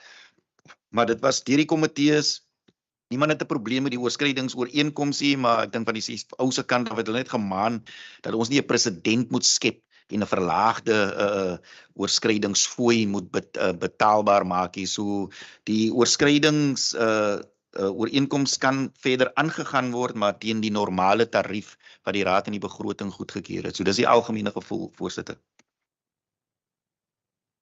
Ja, Tracy moet ons gewoon net 'n bietjie adviseer hierso, maar dit nou hier op hierdie platform, as jy kyk na die aansoek, dat die aansoek goedgekeur word vir 'n tydperk van 1 jaar vanaf 1 Desember 2023 tot 30 November 2024. Nou Annelies, die vorige aansoek was dit ook gekoppel aan tyd of het hulle nog steeds die bestaande hier oorskridingsooreenkoms met die munisipaliteit. Want as dit die geval is, dan is nie 'n nuwe aansoek nie, dan is hulle aansoek net die verlaging van die oorskridingsooreenkoms. Maar indien hulle nou aansoek doen vir 'n verlenging van die bestaande, dan moet ons dit weer adverteer. So ek wil gewoon net vasstel by julle, is dit die verlenging van die bestaande een? Ja. Yeah, so that they entered into for a year at a time. But within the agreements, there is usually a provision that it can be renewed. That is actually delegated to the municipal manager. That's right. So wat ons sê, speaker, indien die verlenging 'n nuwe aansoek is, dan gaan ons dit adverteer. Indien dit net die aansoek is vir 'n sê maar afslag op die bestaande huurooreenkoms, dan sê die raad basies nee, die normale hoe sal ek sê, tarief sal betaalbaar wees en dan is dit nodig vir advertering nie. Goed, maar hoe gaan ons dit bepaal nou?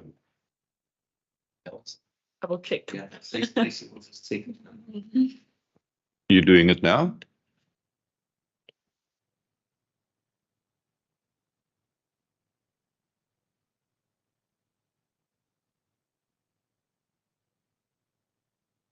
What's the outcome, Tracy? No, it's fine. We'll just double check it. We'll double check it. Yeah. All right, and we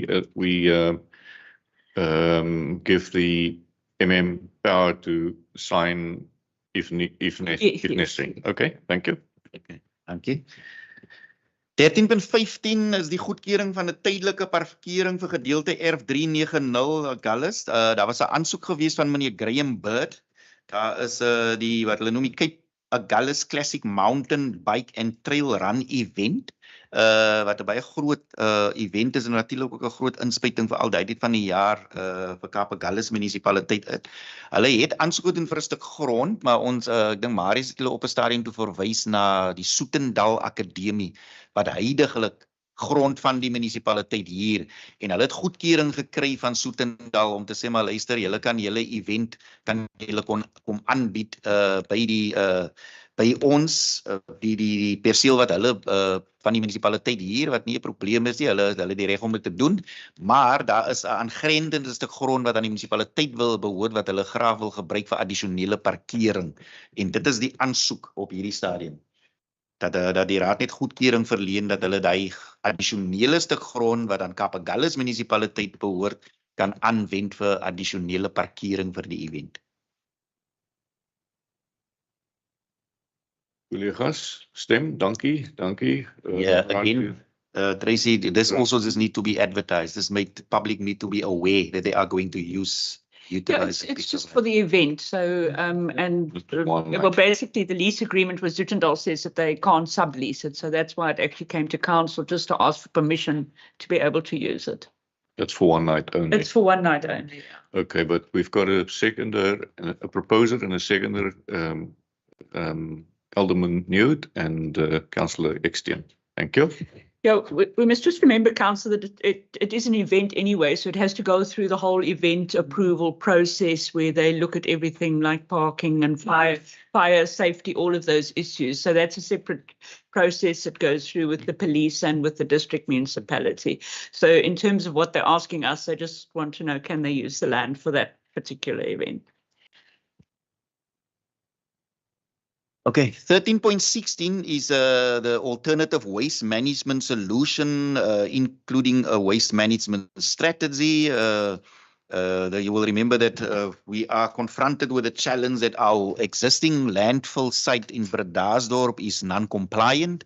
And we had to go and look for what are the alternatives that we can put in place in order to have a more sustainable approach towards waste management in the Cape Agulhas municipal area. This report has been tabled at the Infrastructure Services Portfolio Committee.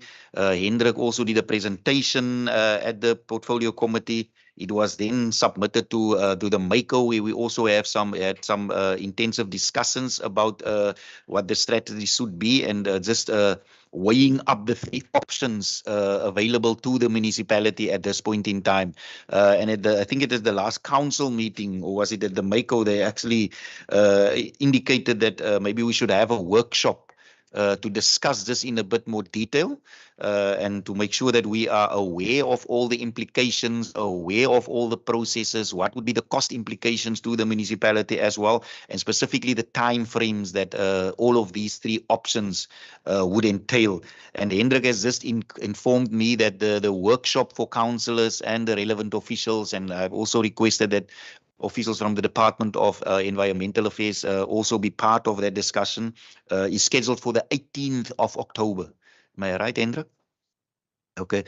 From management side, we're also going to have a session about this on the 16th of October, so that we, when we go into that discussion with for the workshop, we will actually, from management, we will iron out and clarified all the fundamental matters that is still pertaining to in terms of our approach. So Hendrik, ek is nie seker of daar enigiets wat jy nog wil byvoeg. Gaan ons wag vir die werkswinkel om daai diskussie te die verskillende opsies. Ek dink wat net baie mooi uitgewys kan word is die gedeelte wat ons nie voldoen aan die permitvoorwaardes nie. En die feit dat ons landfill site vol is op die stadium wat wetlike implikasies het op ons en ons sal daadwerklik 'n besluit moet neem. Sodra as hierdie alternatiewe en opsies uitgeklaar het, sal daar daadwerklik 'n besluit moet neem oor die pad vorentoe. Ek dink ons gaan baie lange wag nie. Ons sal die besluit moet neem en dan sal ons doen ooreenkomstig moet implementeer. So die werkswinkel gaan baie belangrik wees en ek wil asseblief alle raadslede wat teenwoordig kan wees, dat almal net daar kan wees. Want die amptenare van DP, omgewingsake is net so belangrik, veral die direkteur van waste management in die provinsie. Dink ek sy opinie en insette en ook ander rolspelers soos die Oeverberg distriksmunisipaliteit, Francois Kotse dink ek is baie belangrik, ook 'n baie belangrike rolspeler. Hulle sal definitief, ons moet verseker dat hulle daardie vergadering bywoon en dat hulle insette ook vertel word. Dankie. Daar was ook 'n voorstel van Ratio Nuwe dat ons dalk nie wat belangstel Karwyderskraal toe gaan om te gaan kyk hoe dit lyk, né? Sal dit ook nog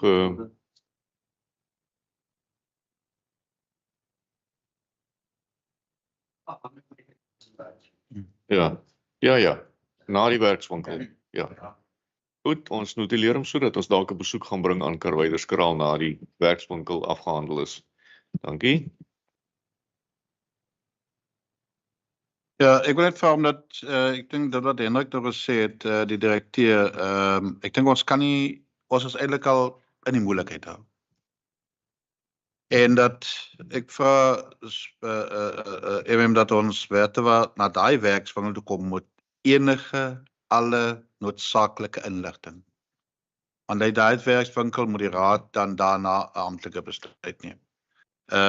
En daar was 'n datum gegee, maar ook die datum is dus aanvaar. Dat ons wetgewer gesê het, maar ons moet kyk alle kostes vir die verskillende opsies. Dankie. Sê dit om so, dankie. Dankie. Dankie. 13.17 is the water availability versus demand, aquifer and the recharging of the aquifer. This was also an initiative from our water and sanitation department just to bring a report to council to just assess what are the current water availability situation of the municipality. What is our capacity in the different areas? What are our water sources? Do we have adequate water available? Is it sustainable at this point in time? And soos die burgemeester vroeër gesê het, is ons in die moeilikheid met water of nie?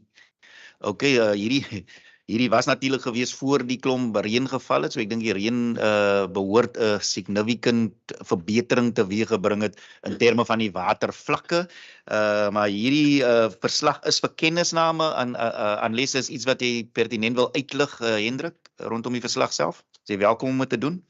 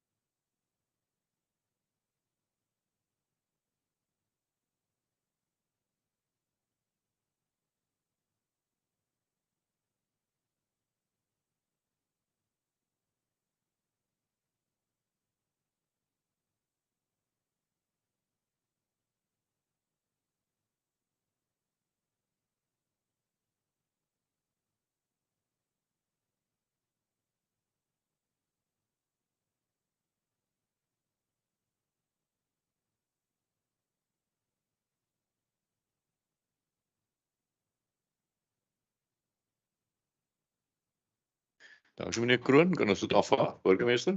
Ja, baie dankie vir die in-diepte beslag dink ek vir die departements af. Daar's soveel tyd en energie aangegee in 'n diepte beslag. Ek dink dit is belangrik dat die beslag ook tydens ons terugvoeringsvergaderings in die wyke en in die dorpe, moet dit aan die gemeenskappe. Daar's baie keer baie negatiewe kommentaar soms oor al die ontwikkelings wat aan plaasvind en veral in Struisbaai en Agallas. En dan eerste was hulle vra nie, mense sê julle het nie genoeg water nie. Maar terugvoeringsvergaderings is belangrik. Ek wil ook net vra direkteur, daar's geld aan ons beloof oor 'n termyn van 2-3 jaar vir 'n groter opgraafdam in reservoir in Agallas van Struisbaai. Is dit nog in beplanning? Daar was iets soos R30 miljoen beloof van die provinsie op 'n stadium, wat bietjie verminder was, maar ek dink dis ook een van ons grootste uitdagings in daai wijk. Doel van die reservoir en dis eintlik 'n pipeline na die reservoir toe ook is fase 1 en die konstruksie van die reservoir is fase 2. En die doel is om voldoende druk en lewering te voorsien wat op die stadium 'n probleem is in die oorliggende areas. So die pipeline, die tender vir die pipeline is al reeds basies die tender al reeds opgestel. So en dit is die eerste R5 miljoen om die pipeline eers te kry tot by die reservoir. Dan is daar 'n aansoek ingedien, 'n besigheidsplan aangedien vir addisionele R10 miljoen waarvoor ons nog nie 'n bevestiging ontvang het nie.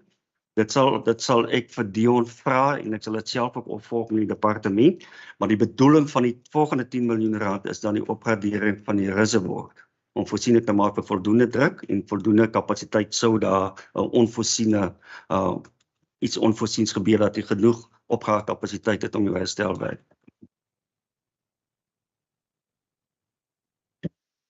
Dankie.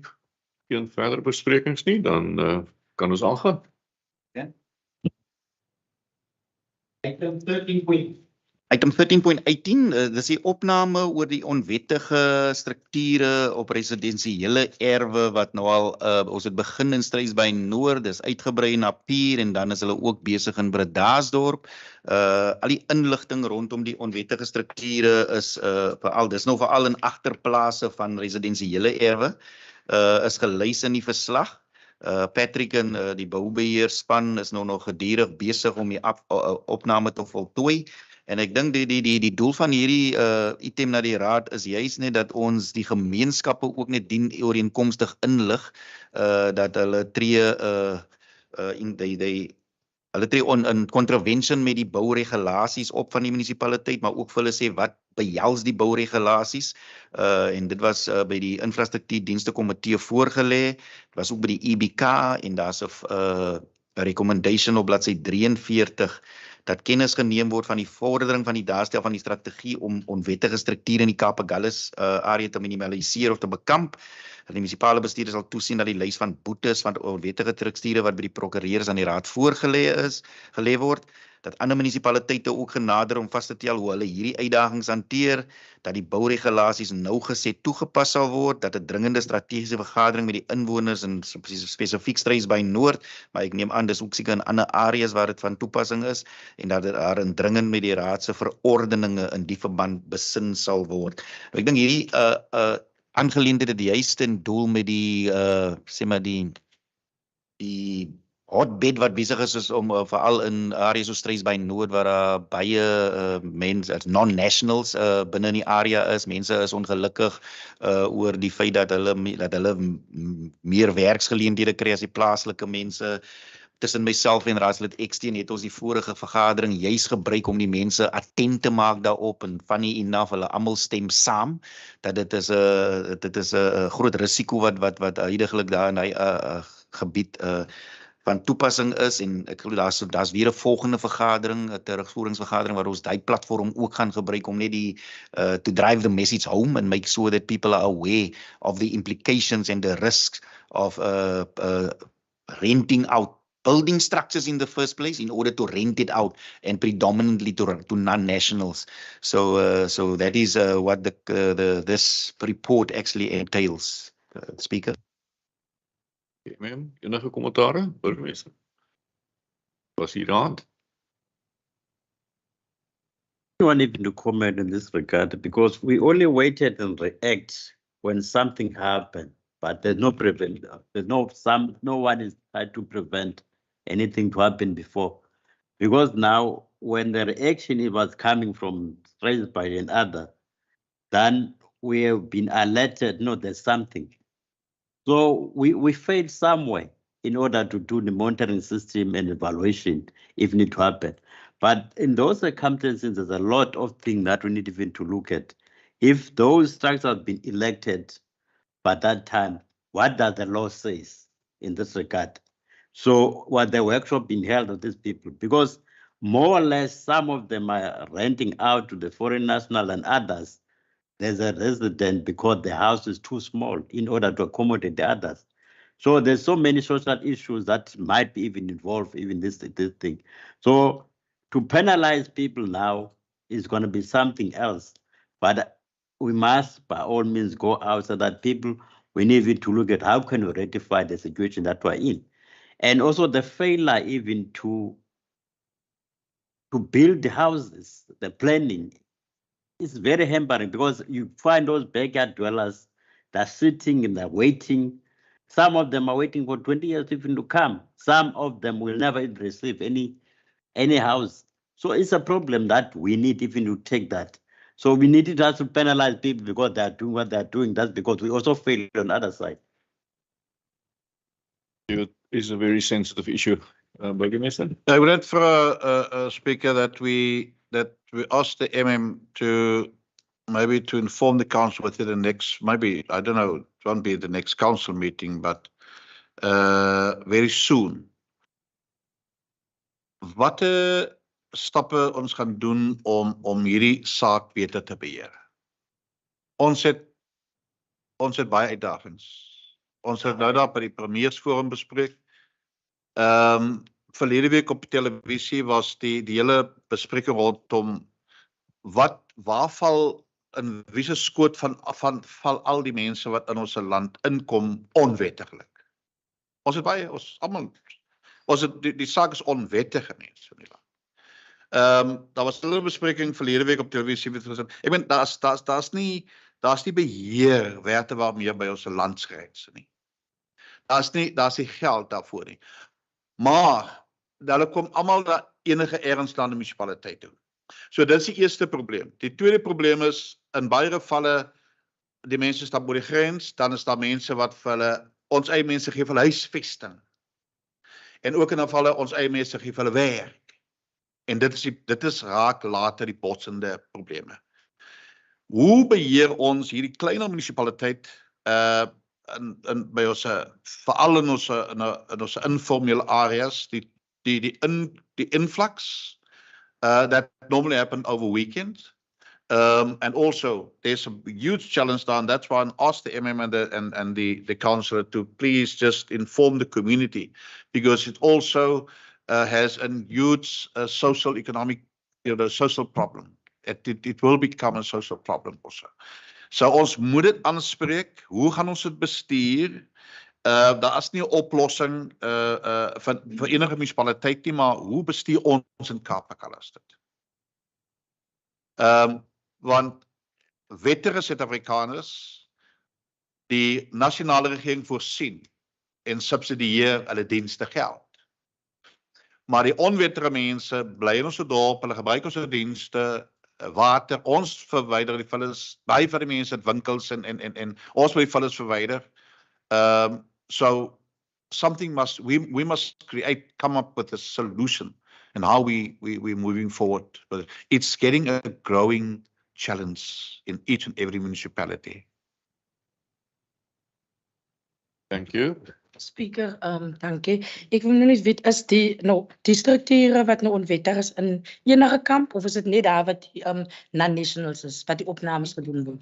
Of is dit by enige mens wat ons nou kan ingaan, wat ons sien nou Wendy staan, wat onwettig daar is? Is dit vir dit, of is dit vir die non-nationals?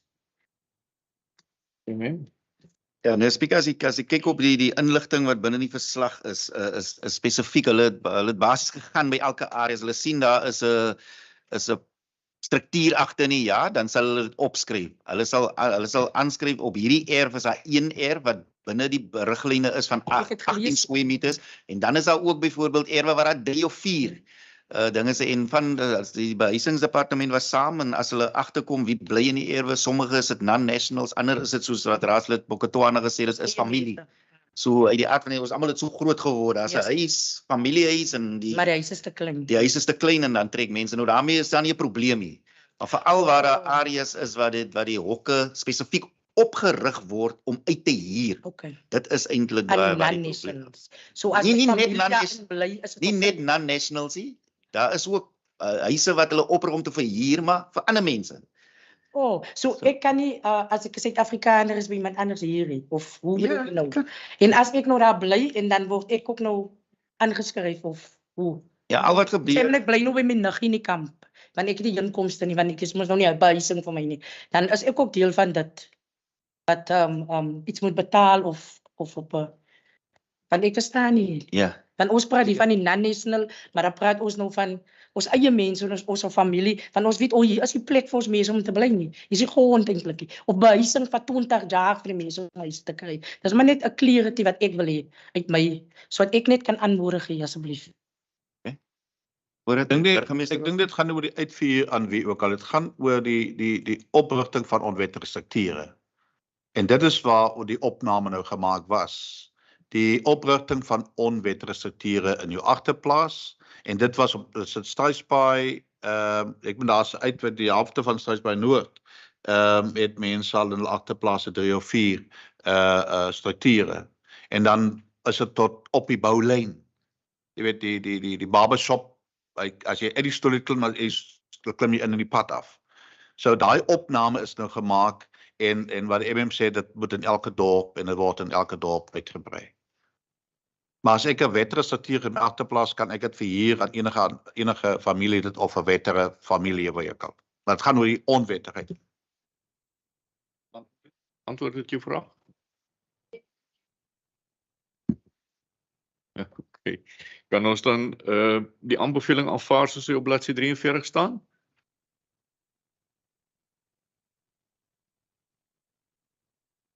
Dankie, dit klink so. MM, dankie. 13.19 is a survey report, homeless people in the Cape Agulhas municipal area. To provide a response to council about the trend of homelessness in the Cape Agulhas area. Dit sluit eintlik nou aan by die vorige item met August Martinez. Wat ons van die munisipaliteit se kant af doen as ons praat oor die spesifieke probleem, dan moet ons data versamel om te bepaal wat is die management intervention wat ons gaan teweegbring. Nou vir ons om te bepaal hoeveel onwettige strukture is in Cape Agulhas, moet ons hy opname gaan doen. So dit is die een. Nou dieselfde is by die homeless mense. Ons, ek bedoel, elkeen van ons kan sien, daar's elke tweede week is daar nuwe gesiggies in die dorp en ons is deeglik bewus van waar homeless mense is en voordat dit 'n probleem raak in ander areas, want ek weet van ander areas waar dit 'n baie groot probleem is, moet ons seker maak dat ons amper so half early interventions bewerkstellig en die regte departemente kry om na die tafel toe te kom, om seker te maak dat hulle verantwoordelikheid vat. Because caring of the homeless, in my opinie, is 'n verantwoordelikheid van Department of Social Development. There has been written correspondence with the Department of Social Development who I would say abandon that responsibility. Maar Marlene sal nou vir hulle 'n bietjie verdere dinge sê because they are indicating now, or from the official side indicating, listen here, dis die munisipaliteit se probleem. Dis die social development se probleem, which we obviously disagree with. But at the end of the day, we need to work together in order to make sure that this doesn't escalate to a point where we've got crisis within the Cape Agulhas municipal area. So hierdie verslag is ook net om die data te versamel. Hoeveel die mense hier is wat oorlogend opgetree en wat kan gedoen word as daar byvoorbeeld 'n potensiaal is om met hulle families te reintegrate, that will be the first priority. But if it's no way, then we at least know how many people and what needs to be done to make sure that we keep abreast of how many homeless people are within the area, where they are, and what the reasons are why they are living on the streets. Marlene, Dankie Dankie, speaker. Deur u.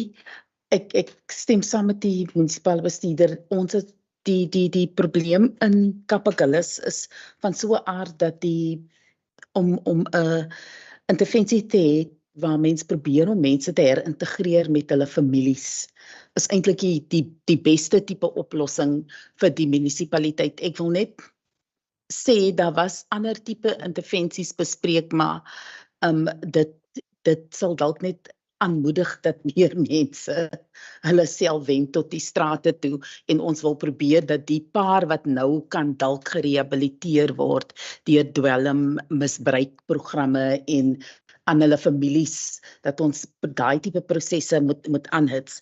Een van die goed wat die burgemeesterskomitee dan nou ook aangedui het is dat ons moet probeer om met die departement van maatskaplike social development, maatskaplike ontwikkeling by die provinsie. Ons het uiteindelik hierdie week na omtrent lank getandtrek met hulle beginne kontak maak. Daar is nou iemand met wie ons nie plaas ons hulle nou op terme, so ons sal in die volgende paar weke seker nogal redelik met hulle kommunikeer en as indien nodig sal ek dan ook deur die portefeulje hoof vra dat daar moet as 'n vergadering belê word met die provinsiale hoofde, politieke hoofde, indien ons daai tipe ingryping gaan nodig het, maar dit is 'n probleem wat ons kan oplos as ons daai tipe samewerking van hulle kan kry. So dan is die versoek van die administrasie dat die burgemeesterskomitee se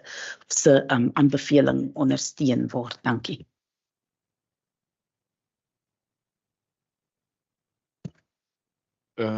Councillor.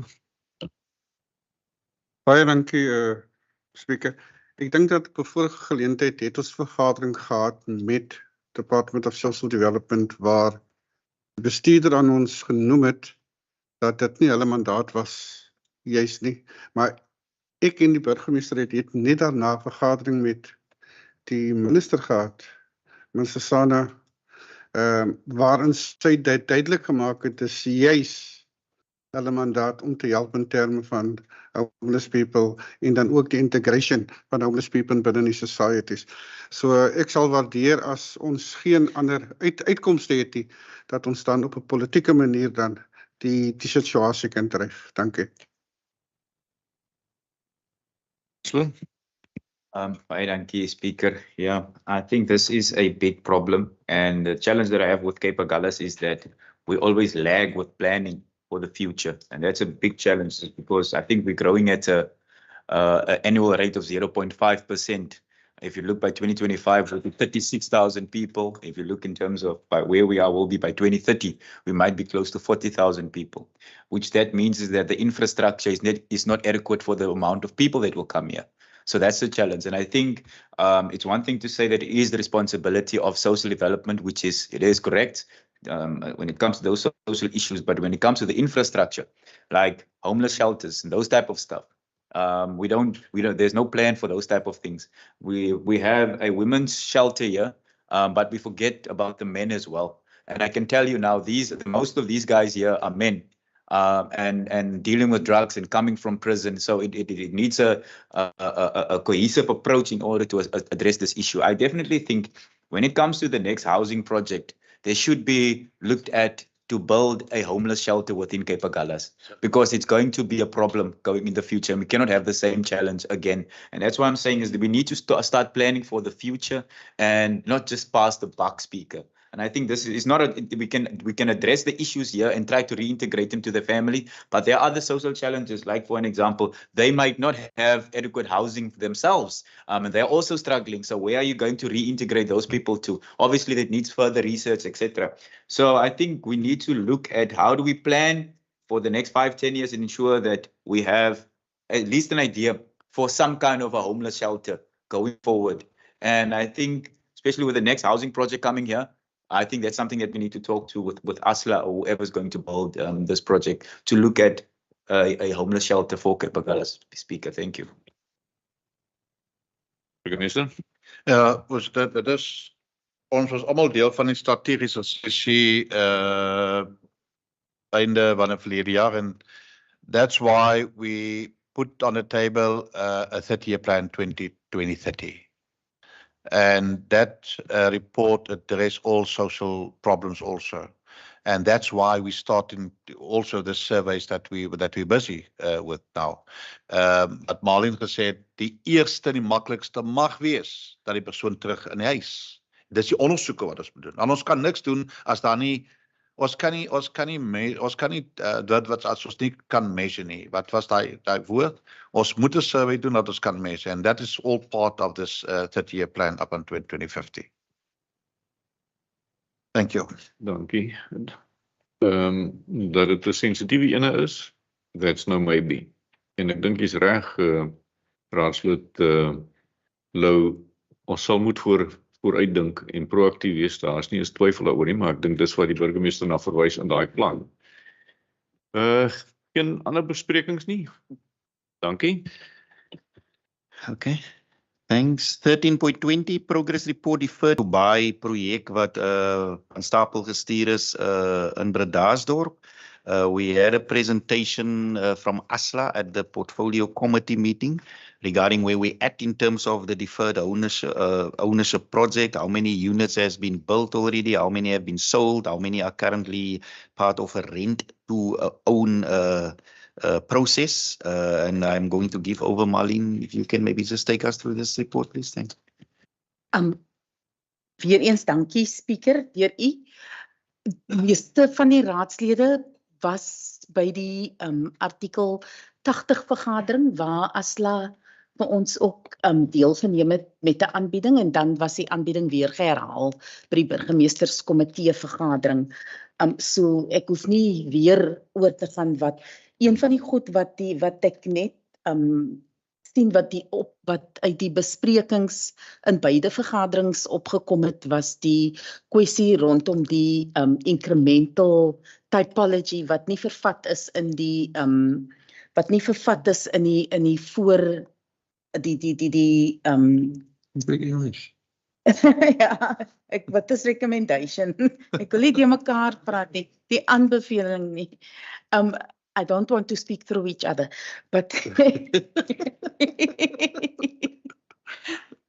dit is nie in die aanbeveling bevat nie, maar een van die uitkomste is dat ons met provinsie oor die potensieel van daai incremental boustyl, veral vir die groter huise wat daar die aanbieding gemaak is, wat al die mure gebou is en die dak en alles, dat ons dit op 'n loods uitneem as deel van fase 2. Dit is nie so vervat hierso nie, maar dit is een van die goed wat provinsie vir my wag om vandag vir hulle uit hierdie vergadering uit terugvoer oor te gee, want hulle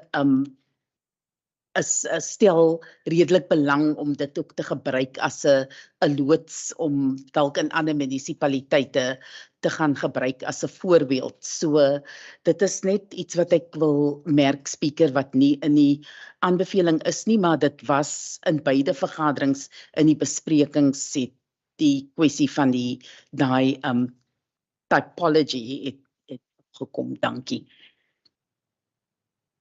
Dankie, collega's. Enige bespreking? Insette?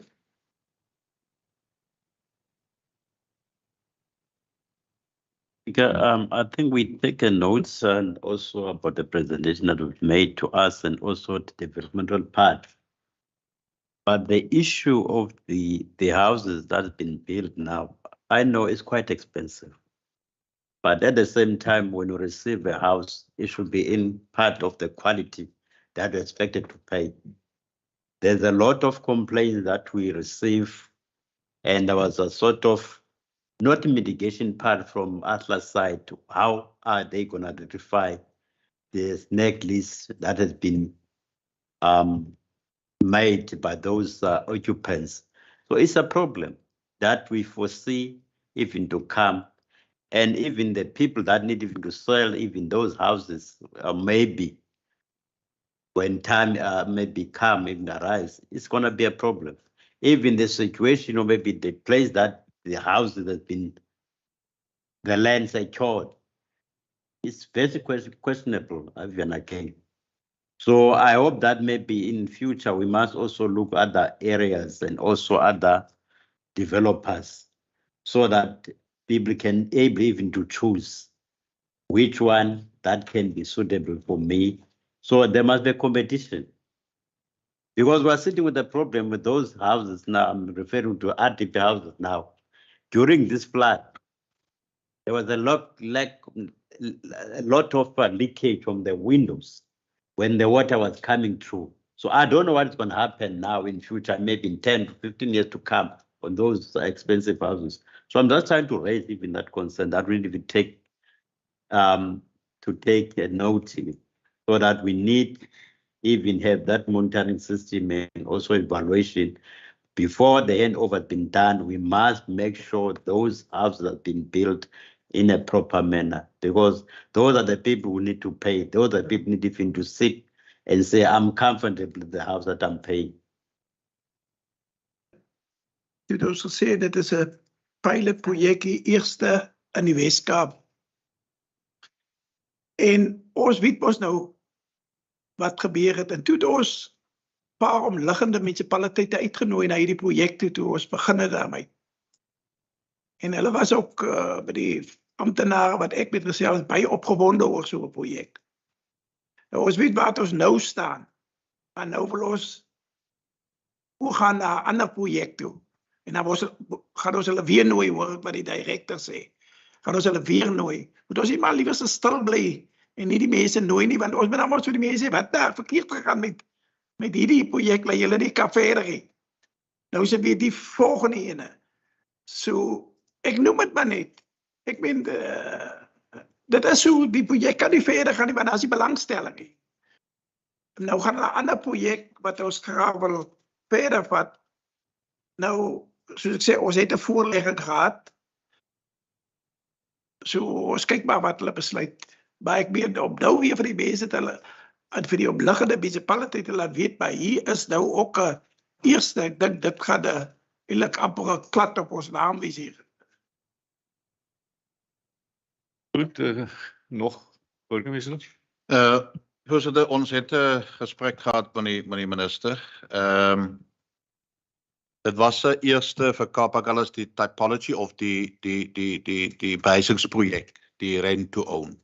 Dit was die eerste in die Weskaap. Wat en enige iets wat eerste is, het sy groeipyne. En ons het van die begin af gesê dat want dit is nou huise wat mense gaan koop en jy moet afbetaal. En al groot uitdaging in daai projek is die grootte van die kamers wat ons uitgewys het. En ek was oortuig en ook by die vorige projek dat 'n mens dink, jy weet, om 'n huis te verkoop vir R500,000 vir ons mense wat die kan bekostig nie. Ons wil nou 'n goedkoop huis hê, maar bou is 'n duur proses. Jy gaan nie 'n huis makliker en goedkoper makliker bou kry nie. Ek wil baie graag, dit is wat ek vir die minister gesê het en ook vir die direkteur, en gister het ek met die MMC's gepraat. Ons het nou 'n terugvoeringsvergadering wat ons nou al geskryf het al oor hierdie game changer, en dit is een van die game changers in housing. En ons het nou, ek dink is die 18e ons EBK vergadering wat ons heeldag sit en wil baie graag hê dat, en dit is ons op die minister gepraat het. Ons moet, en dit is wat ek graag wil hê, dat ons by daai EBK terugvoeringsvergadering wil hê, is die moontlikheid van bekostigbare alternatiewe boumetodes. Daar's ander metodes hoe ons kan 'n goedkope groter huis bou, wat al voorleggings hier was al. Ons moet dit ondersoek, want ons gaan nie 'n 40 square huis verder gebou kan kry en verkoop aan ons mense vir 450-500 000 rand. Ten minste die kamers en die leefarea moet van so aard wees dat mense wat hy betaal daarvoor. So ons moet dit ondersoek. En ons moet dit, en ek stem saam met councillor Mokotwana, is that in every business there should be competition. There's no competition, and that is my word and that is my also feeling a couple of months ago, and I said it to Aslan, I said it to the MACO, there should be competition. So ons moet 'n ander metode kry. Ons moet die Weskaap ons het dit nou die dag gehoor, daar die nood is groot in die land, die nood is groot in die provinsie, maar die geld vir behuising het met soveel gekrimp. Maar ons moet, omdat ek baie graag die kompetisie wil hê, dat iemand moet kom met 'n ander alternatief. Ons moet die nood van behuising en die dringendheid moet ons na 'n hoër vlak toe neem, en dit is dryf behuising. Ek het ook aan die direkteur gestuur dat iemand sou kom en sê, okay, ons het geld, geef ons grond en ons huise bou. Dit moet bekostigbaar wees. Al die moontlikhede moet ons nou gaan uithaal en dat ons behuising na net 'n hoër vlak van dringendheid toe neem. Dis een van die game changes. En dat ons ook moet kyk na hierdie en dit wat ek wil bespreek, daar's moontlikhede van die call for proposals, dat mense moet kom, en dis wat ek vir Asla gesê terwyl hulle was, I'm not happy, because it doesn't speak to the restoring of dignity, om net 'n struktuur wat half gebou is vir 100 en iets R1000 op te sit, dit maak nie vir my sin nie. So, ek wil baie graag hê dat ons kom met die dinge vir call for proposals, dat ons kom met mededingendheid, dat ons kom met kompetisie, en dat ons dit kan uitdaag. En ek sal baie graag op daai spesifieke vergadering meer duidelikheid wil kry oor die versoek wat ons gerig het aan die minister, want ons behuisingsafdeling is net 2 mense. En dit wat die direkteur gesê het. Ons het 'n versoek gerig aan die minister om ten minste nog 'n pos daar te befonds, sodat die persoon wat daar is, hierdie goedes vir ons kan dryf. So ek sal net by ons terugvoeringsvergadering by die MACO ernstig wil praat oor hierdie alternative housing building methods. Speaker, ja, ek wil is hier 'n behuisingsvergadering nou, nee, ek weet nie wat is die ooreenkomste. Ek meen, ek het nie probleem met alternatiewe mense nie, maar ek weet nie wat is die ooreenkomste en vir wat hierdie kontraktors wat hierdie huise bou aangestel is nie. So jy moet hulle dan eers uitkry in die kontrak uit, want dit is nie hulle skuld dat daar nie belangstelling is nie. So ons moet net waak teen, ons kan maar enige goed gesels. Maar ek meen, dit moet ons net, ek weet nie vir hoeveel huise hulle aangestel is, want die mense is op terrein en hulle goed is daar en so. Dis maar net wat ek wil sê. Dankie. Ons neem kennis daarvan, maar collega's, ons het hom nou redelik gedebatteer, kan ons nou die aanbeveling onderaan bladsy 46 aanvaar? That we take note of the report. Thank you. Dankie, MM.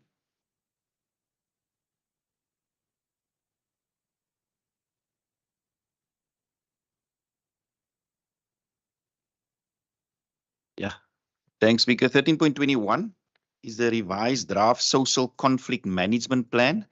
Now, councillors would remember this is also a plan that we have been waiting for some time already. We had different versions of the plan already, but this is just to coordinate interventions and collaboration with other safety and security stakeholders whenever an incident of public violence occurs.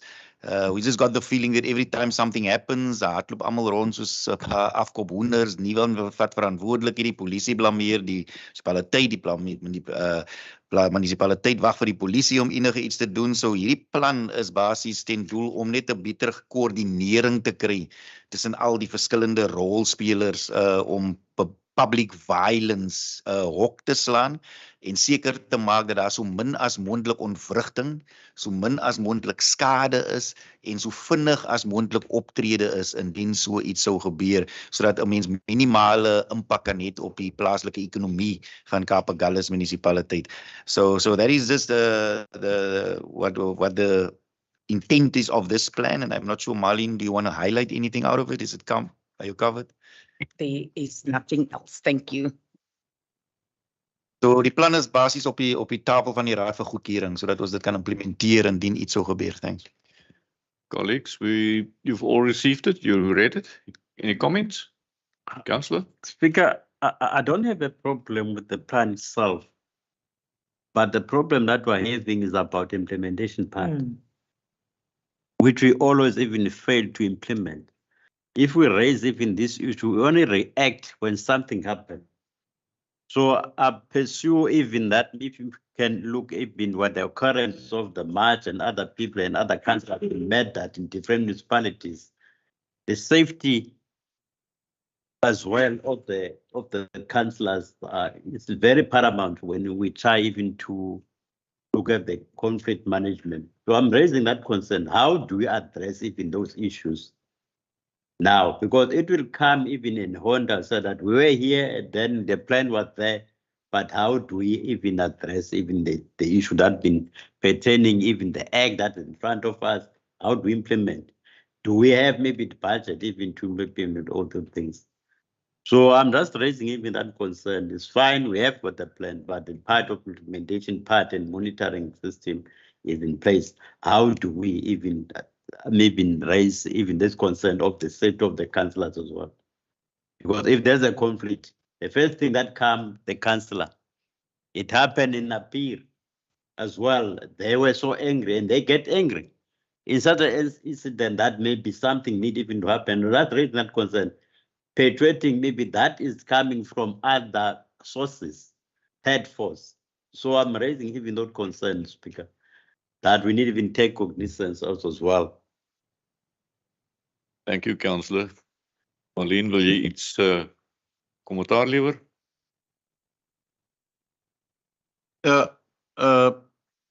Speaker, ek dink die social conflict management plan om wet en orde te handhaaf is SAPS se probleem. En in hierdie dae wanneer ons leef, moet ons plekke of ouders in 'n munisipaliteit in plek kry om SAPS te ondersteun. Want SAPS kan hulle self help meer nie. Ons sit met 'n situasie waar dit in Kleinmond gewees, dit in Swellendam gewees, dit was al hier gewees, jy sit 'n dag of twee wag as Pops uitgeroep word, Pops kan nie kom nie. Hulle is op 'n ander plek besig. Of hulle voertuig het gebreek. SAPS in elke dorp is onderbeman en hulle daar's nie resources nie. So enige plan van 'n munisipaliteit is eintlik 'n ondersteuningsplan vir SAPS. En dit is wat ons probeer doen in Kapakallas. En dis hoekom ek by die laaste umbrella, wat is die Kapakallas vergadering was, waar ons regtig waar vir SAPS, vir enige wetstoepassings organisasie om die tafel kan kry om saam te kan werk. Want ons moet kyk binne die grens van Kapakallas. Wie kan saamwerk, wie kan saamwerk? Om die plan daar op tafel hê en dit maak ons net meer dit sê vir ons moet saamwerk. Daar's 'n plan op die tafel ter ondersteuning van SAPS, want dit is hulle verantwoordelikheid. Dis dit 'n ondersteuningsplan. En wat ek vroeër gesê het, nou met die vloede, ons het die JOC en dit het gewerk. Tot vandag toe, jy kan bel, Hendrik is daar en help op, dit is die kommunikasie is nou op. So ons moet die JOC uitbrei en dit kan deel wees van die groter plan. Thank you. Thank you. Any other comments? We accept it. Take note. Dankie. Dit bring ons na die twee aanvullende agendas. Ek weet raadslede is seker nou al lus vir 'n break. Ek weet nie wat is daai twee vinnig tackle. Yeah. Can we just tackle this quickly? Okay, I think the first one has to do with the disaster management, sorry, the flood disaster report. I think was a very comprehensive report prepared by Director Management Services. So I will allow you to lead us into the discussion, Marlene. Sorry, Speaker, the sequence has changed in terms of but I'm happy to, I'm happy to continue with the report. Sorry, I just need to draw the supplementary up onto the screen. So I think it has been discussed earlier during the mayor's address to the councillors regarding the reporting on the flood incident that happened at Cape Agulhas municipality during the days of 23 September until 27 September. That is when the actual weather event occurred. I do understand, and the councillors, I'm trying to be technical in terms of the date. We do understand that even as we sit here, there is still people in, for example, Arniston, who cannot yet traverse the road, and that the repercussions and the aftermath of the flood still is evident and it's still present. But the actual weather event happened during those particular dates. The municipality, just in short, the event was then coordinated in a JOC by the manager for protection services, Mevrou Saptu, die Joint Operations Centrum hierso, sy was die incident bevelvoerder, en sy was bygestaan deur onder andere meneer Paul Valentine. Ek seker nou maar in sy nuwe rol sal hy in die toekoms dit ook seker so voortsit, en dan verskeie ander amptenare waarvan ek dink die infrastruktuurdepartement se amptenare in besonder die persone verantwoordelik vir paaie en stormwater en dan elektrisiteit van die hoofdeelnemers was wat gehelp het. Die vloed ons eerste aanduiding was van die 21ste September af, waar het net gesê dit gaan dalk swaar reën en baie nat en koud wees, maar die Sondag het dit op die 24ste September is daar 'n dringende vergadering beroep deur die provinsie waar van die munisipale amptenare deelgeneem het, waar ons dan nou ingelig is van hoe ernstig die besonderse weer incident sou wees. Soos julle almal dan nou weet, was die grootste impak van die storm gewees op ons paaie en ons stormwater infrastruktuur. Daar was etlike paaie in elkeen van die dorpe wat deel uitmaak van die munisipaliteit, was vir 'n redelike lang tyd ontoeganklik weens die feit dat dit die oorstroming van die stormstelsel het veroorsaak dat baie van die paaie riviere was, en dis nie net in die dorpe nie, dis ook die omliggende plase wat deel is van die munisipaliteit, waar daar mense soos nog teen vandag nog steeds afgesny is, dat hulle nie noodwendig met vervoer hulle persele kan verlaat nie. Die grootste skade of die grootste impak was op die groot hoofroetes tussen Swellendam en Bredasdorp, sowel as Caledon en Bredasdorp, en dan binne die munisipaliteit was die grootste impak gewees, die pad van Struisbaai af na Bredasdorp toe, en dan die pad tussen Arniston en Bredasdorp. Meeste van die paaie is tans oop, is nog net Arniston pad, wat nog nie deur die distriks hoofde oop verklaar is nie. Die rede daarvoor is dat die ingenieurs gaan op 'n daaglikse basis uit na die pad toe, en as hulle nie kan sien wat onder die water aangaan nie, is dit baie moeilik vir hulle om te sê dat hulle die pad veilig oop verklaar amptelik. So ek weet daar is mense wat tans op die Arniston pad nog ry, maar dit is mense wat dit op eie risiko doen. Dit is deels van die rede hoekom die distrik 'n meer, wat noem mense, 'n cautious approach vat, want as iets gebeur, dan wil die munisipaliteite nie hê dat hulle versekering moet die aanspreeklikheid hoef te vat, omdat hulle gesê het 'n pad is veilig om te gebruik nie. So dit is maar net die tegniese toestand van die Arniston pad. Ons sal later vanmiddag, is daar weer 'n vergadering wat ons op hoogte gebring sal word oor daai toestand en wat dit vandag is. Maar die voorspelling by gister se vergadering was dat ons dink nie dat dit voor donderdag ten minste gaan oopgestel word nie, as 'n mens kyk na die watervlakke. So die stormwater was die grootste aangeleentheid.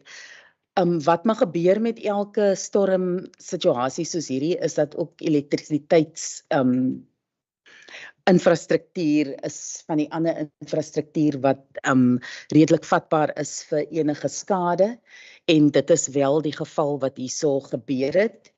Daar was in die omtrent die eerste dag of 2 was daar baie onsekere elektrisiteits situasie. Van die mense het gesê dat hulle elektrisiteit was na ruk herstel. Van die mense het gesê selfs hulle bure het nie deurlopend elektrisiteit gehad nie, en ander was af.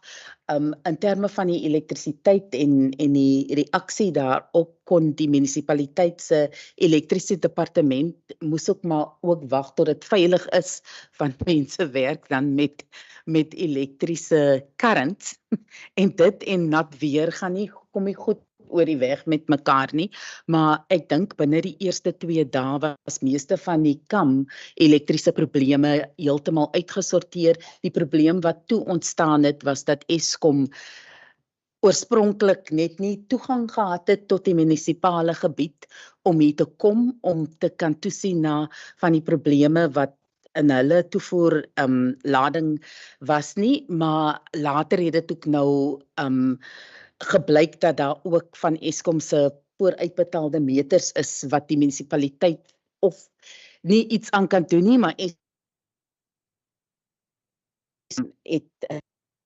om vir wat ook al rede hulle lading so is dat hulle nie terugvoer gee aan mense nie. So daar is nog 'n paar huishoudings wat nou al sedert die omtrent die 24ste September nog steeds sonder elektrisiteit is, maar daai huise is op die Eskom toevoerlyn.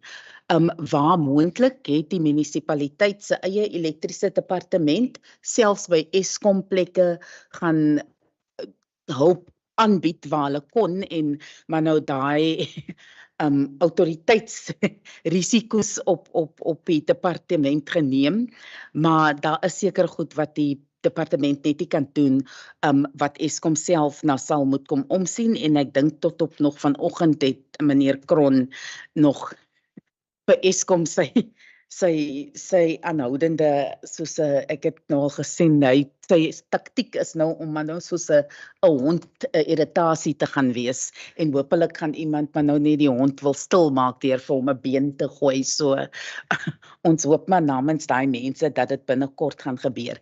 Dan was die ander groot storm impak gewees, dat ons het natuurlik gesien dat daar baie mense in nood was vir humanitêre intervensies. In die eerste aand of wat van die storm het daar omtrent 128 groot mense en 52 kinders moes hawe soek by munisipale geboue. Een van die probleme wat ons in hierdie storm gelet het, is dat nie noodwendig al ons sale is self ook bestand teen vloede en die impak van vloede nie. Ek weet Aniston saal was en Napier se sale was ook maar soos baie mense se huise nie toeganklik gewees nie. Dat ook na die eerste aand het baie mense ook gekies om eerder by hulle eie huise te gaan hawe neem. Daar is 'n konsep wat gewoonlik toegepas word by hierdie tipe noodtoestande, en that it is if it is at all possible that people can shelter in place, then they must shelter in place. En ek dink baie mense het 'n shelter in place opsie ook geneem, omdat baie mense maar ook hulle eie besittings wou gaan beskerm het, want dit is maar dat as mense weet baie mense is weg en dinge is anderste in 'n gemeenskap, daar sal selfs in stormtye sal daar selfs mense wees wat opportunisties is en dalk nie ander mense se besitting sal respekteer nie. So baie mense het eerder na hulle huise toe gegaan, en die munisipaliteit het omtrent 180 rolle van die swart gunplast dakmateriaal moes sny en vir mense uitgedeel wat dan nou hulle huise met gunplast beskerm het, en dit was nie noodwendig net informele huise nie, van die mense wat ook huise het wat brick and mortar huise is, het op plekke nodig gehad om hulle eie huise te beskerm, en die munisipaliteit het deur middel van die Jock Sentrum en die persone wat onder meneer Paul Valentine se beheer daar hulp aangebied het, want hy omtrent 'n kliëntediens stelsel daar begin opset in die Jock, en baie van die mense is so gehelp. Een van die ander groot impakte was dat baie mense ook gestrand was in die verskeie dorpe wat op vakansie was, omdat dit lang naweek was.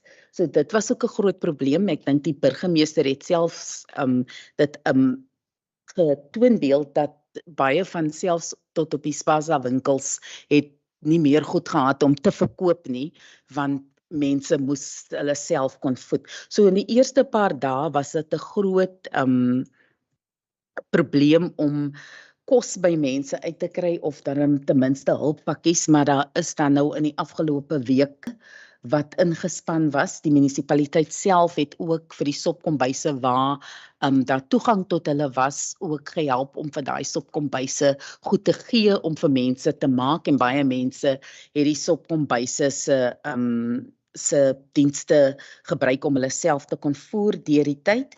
En soos daar aangedui is, daar word nog tot vandag toe gaan Gift of the Givers deur na Arniston toe om net 'n bepaling te maak. Hulle het aangedui dat hulle gaan kossakpakkies en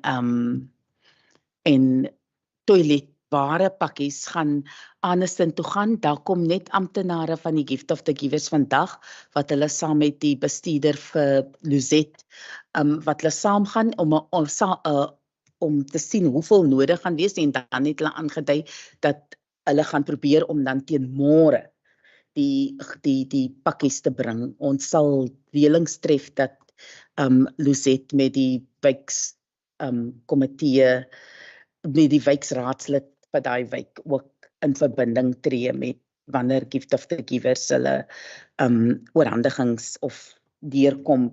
Hulle het aangedui môre, maar mens moet dit maar sien wanneer dit gebeur, maar ons sal u op hoogte hou daarvan.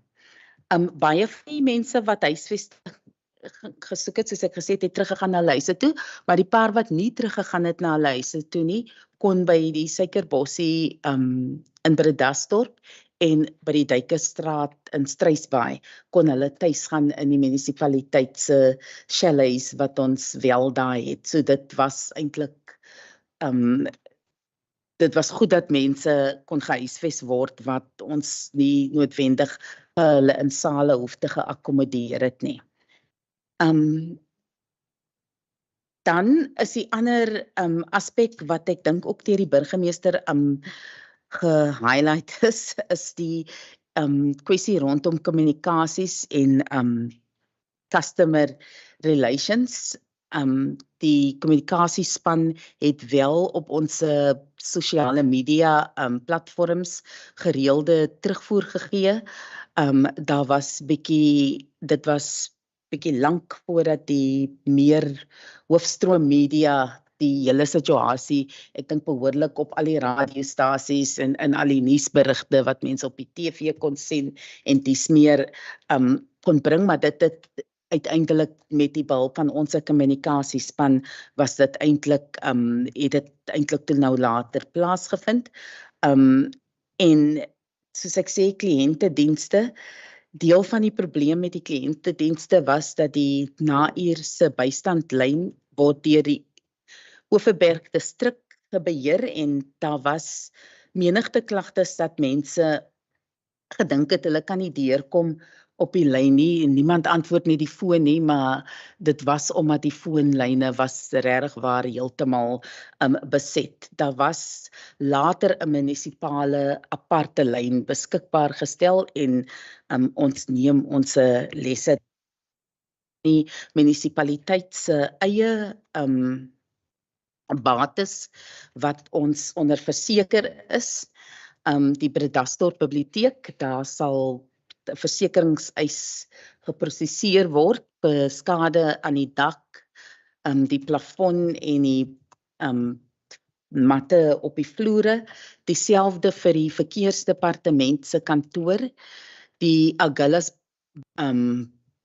Bowls Klip het ook dakskade en plafonskade aan.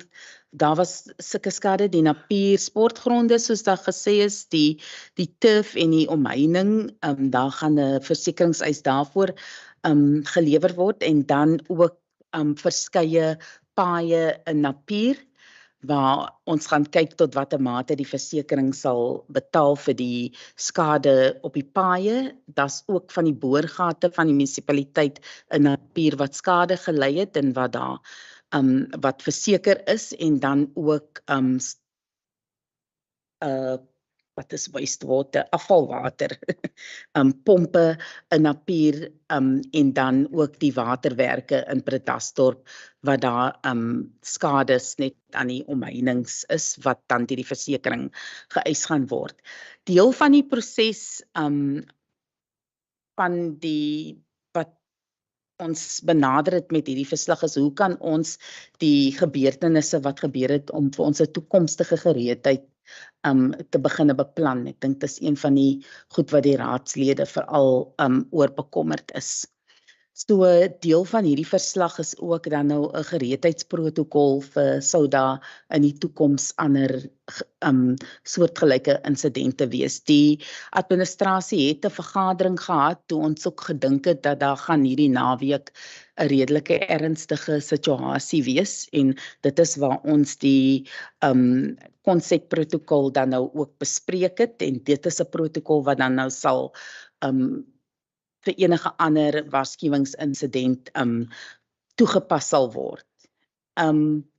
Die protokol bestaan daaruit dat ons sal altyd in so 'n geval 'n JOC bymekaar roep en op een plek die JOC beheer.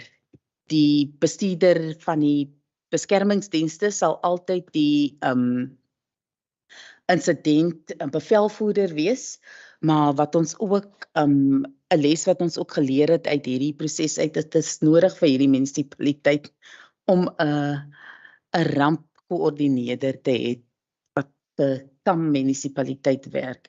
So daar was een van die amptenare wat in daai departement geïdentifiseer was en ek dink sy het haarself baie goed van haar taak gekwyt in hierdie ramp. Dit is Nadia Salis. Ek noem nou nie gewoonlik mense se name nie, maar as ek dink aan, dit is nie lekker om in die redelik in die diep kant van water ingegooi te word nie en sy was.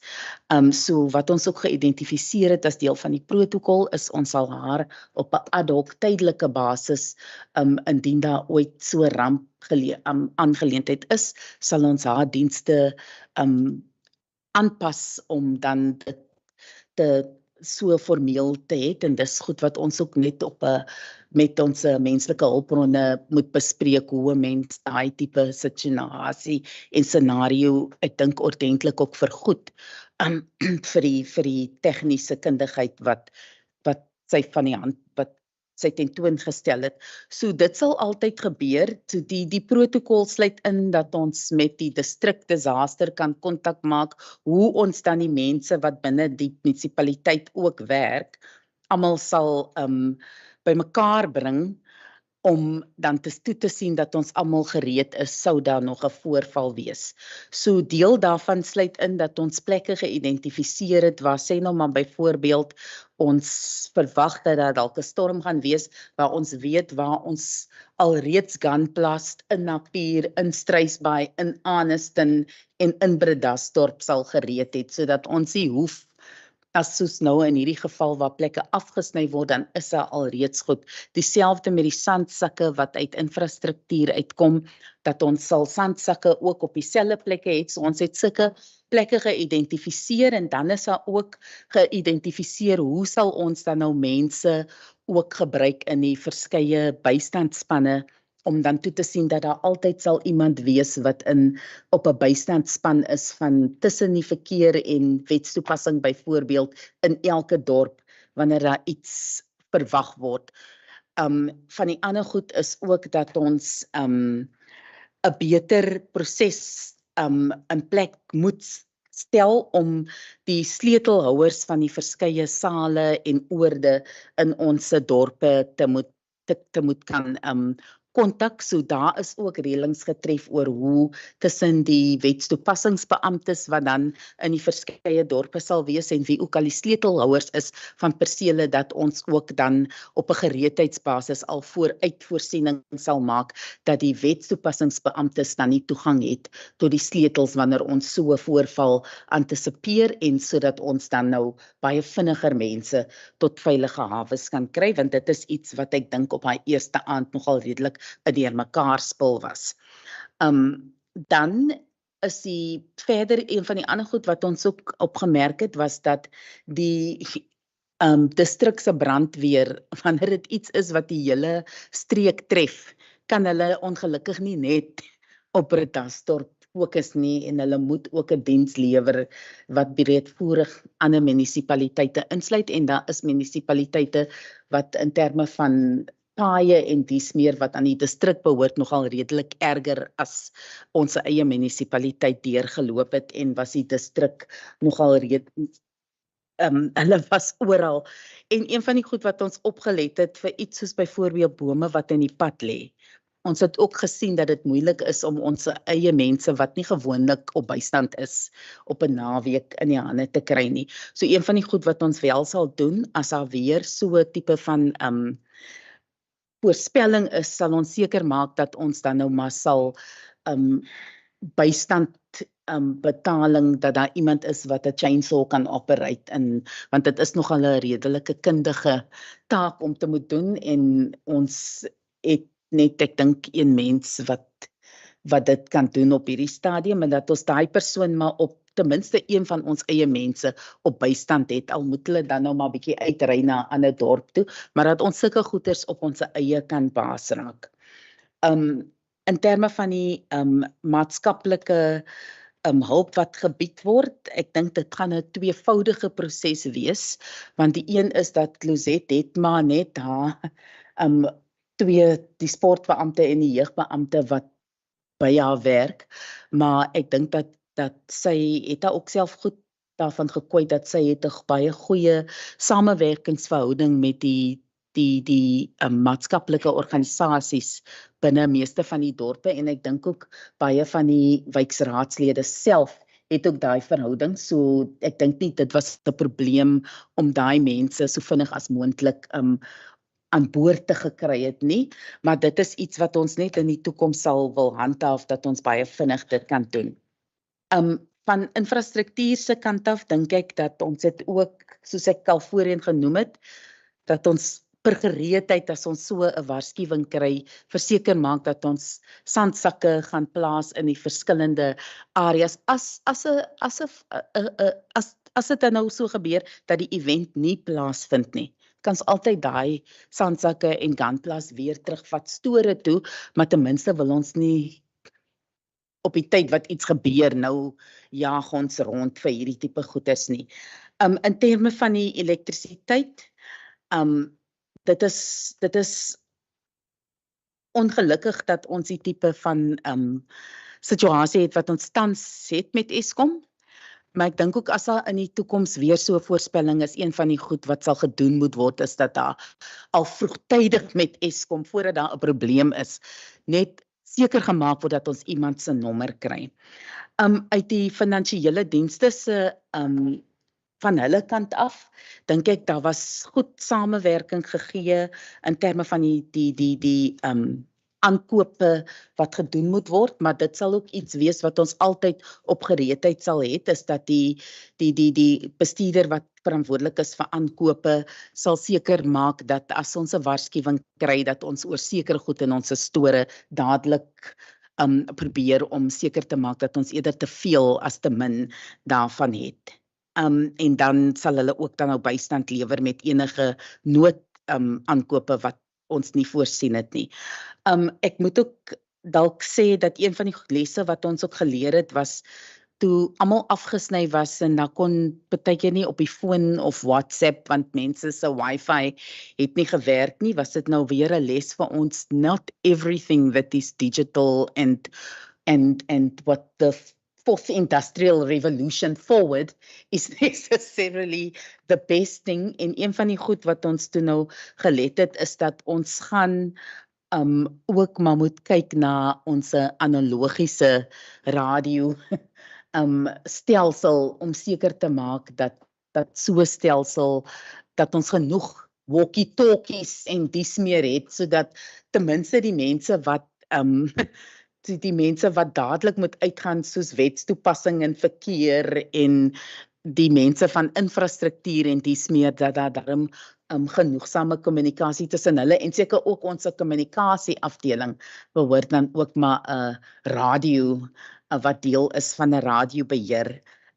Dat ons moet kyk daarna en dit sal deel wees dink van die volgende begroting dat daar nie net die nodige radio's aangekoop word nie, maar 'n paar ekstra vir hierdie tipe van voorval want ons het daai les geleer. Dan is die ander ding wat ons ook wat eers na die tyd opgekom het was die feit dat as 'n mens van enige van die provinsiale of nasionale afdelings enige tipe hulp na 'n ramp wil hê, die tipe inligting wat hulle wil hê oor die mense is nie die tipe inligting wat 'n mens noodwendig op die ingewing van die oomblik by mense inwin nie. As 'n ou nou kom en hy sê hy gunplas, ons sit 'n baie hoe kan ek sê eenvoudige stelsel wat ons net die persoon se adres vat en dan gee ons nou maar vir hulle die gunplas want ons wil hê mense moet hulle self so vinnig as moontlik help. As ons nou na die tyd teruggaan na SASSA toe en na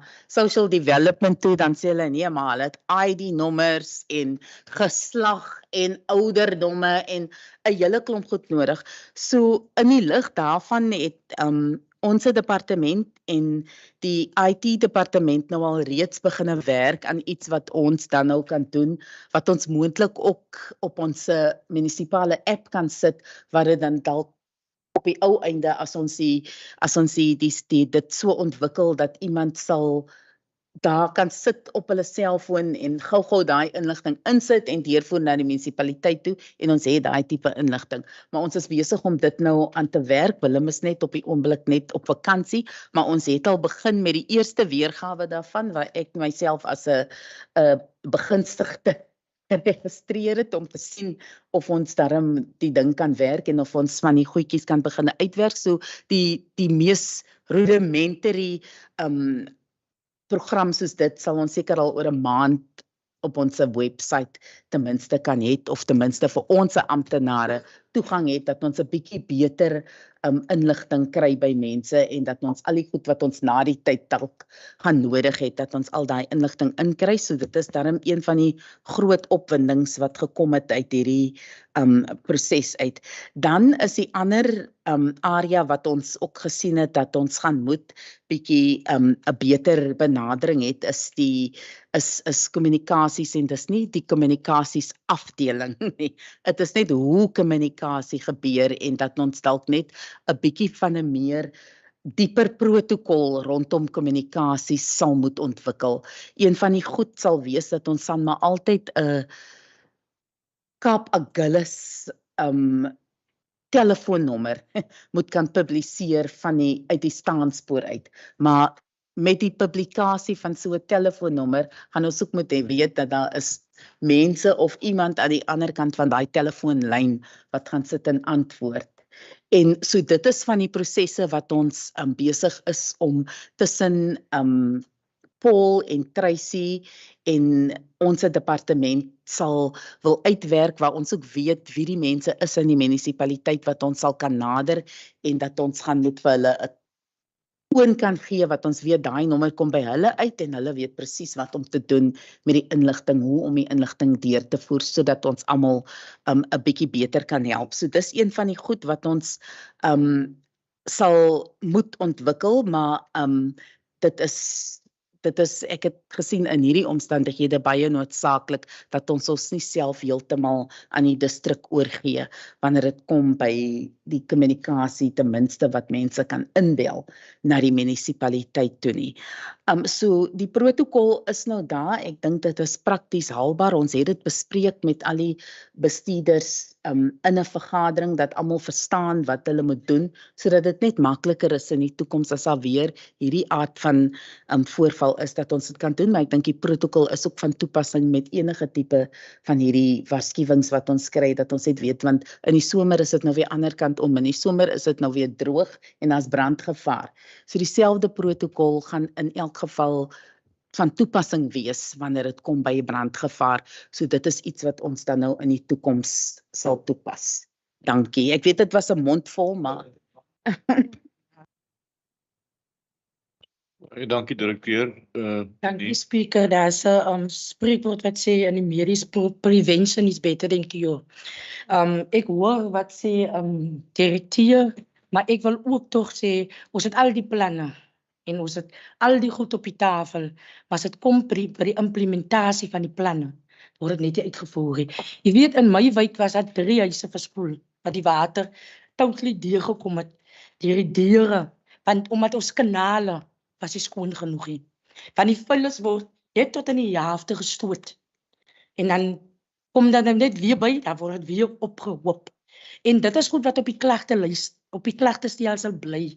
En dit maak 'n mens as raadslede mismoedig.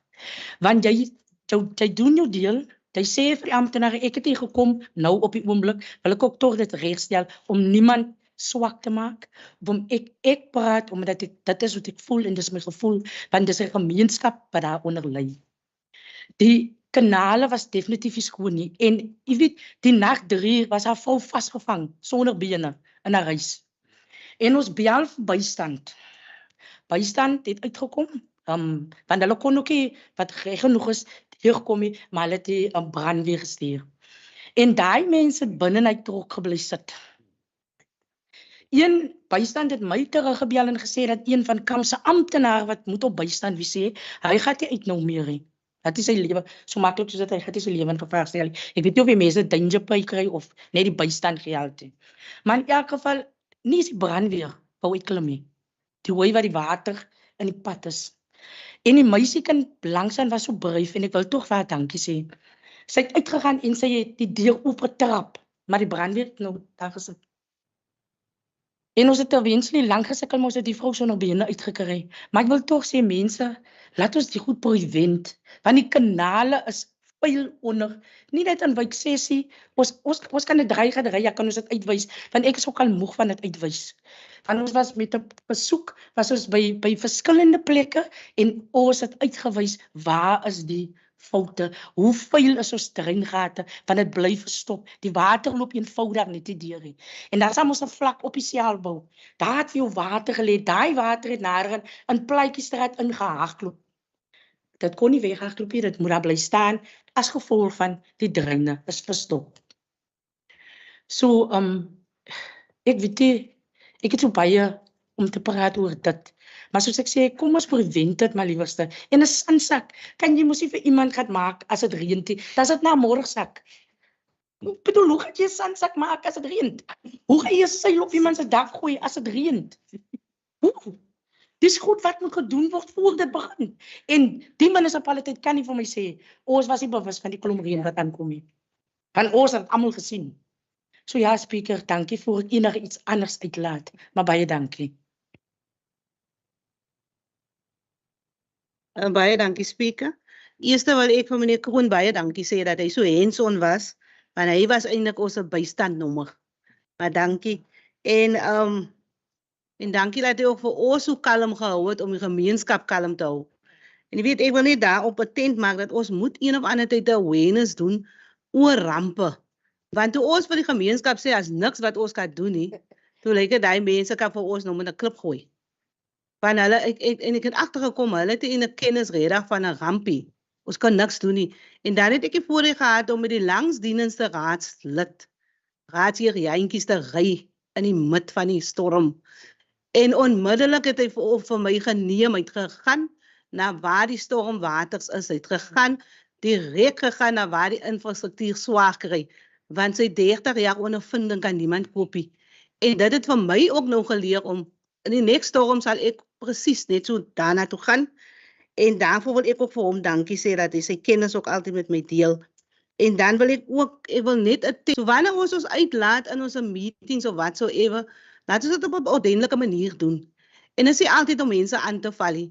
En wat ons ook moet leer is om nie so maklik offense te vat nie. Want dit sê baie van jou karakter, né? En dan die laaste ding wat ek ook wil sê is dat soos die disaster team, daar was nou 'n team gewees. Ons was nie bewus van wat aangaan nie. En daardeur wil ek net 'n regstelling maak met wat die uitvoerende burgemeester gesê het. So dit wat hy op die raadsgroep gesit het, was die 26ste September. Dit was net na 1. Toe was die storm al lankal verby. Ons het regtig waar verwag dat die burgemeester wat as ons 'n leier is, as ons 'n leier moet optree, vir ons het die staansboer deel moes gemaak het van die planne wat daarbey uitgegaan het. En dan wil ek net vir die laaste wil ek ook sê dat het lyk maar vir ons dat die gemeenskap is nie bewus wat in die raad aangaan nie. Ek het 'n ontstellende Facebook uitlating gelees en vir my het ek skaam gevoel om dit te lees as 'n raadslid van die raad. En die uiteinde van daai post wat daar gepost was, is daar 'n duidelike boodskap uitgekom dat dis nie raadslede nie, hier's net 'n paar raadslede wat die raad beheer. En dit het vir my nogal aan die ander kant dit vir my tevredenheid gebring dat ek kan agterkom dat ons gemeenskap weet wat gaat hier aan en wie maak die besluite. Dankie speaker.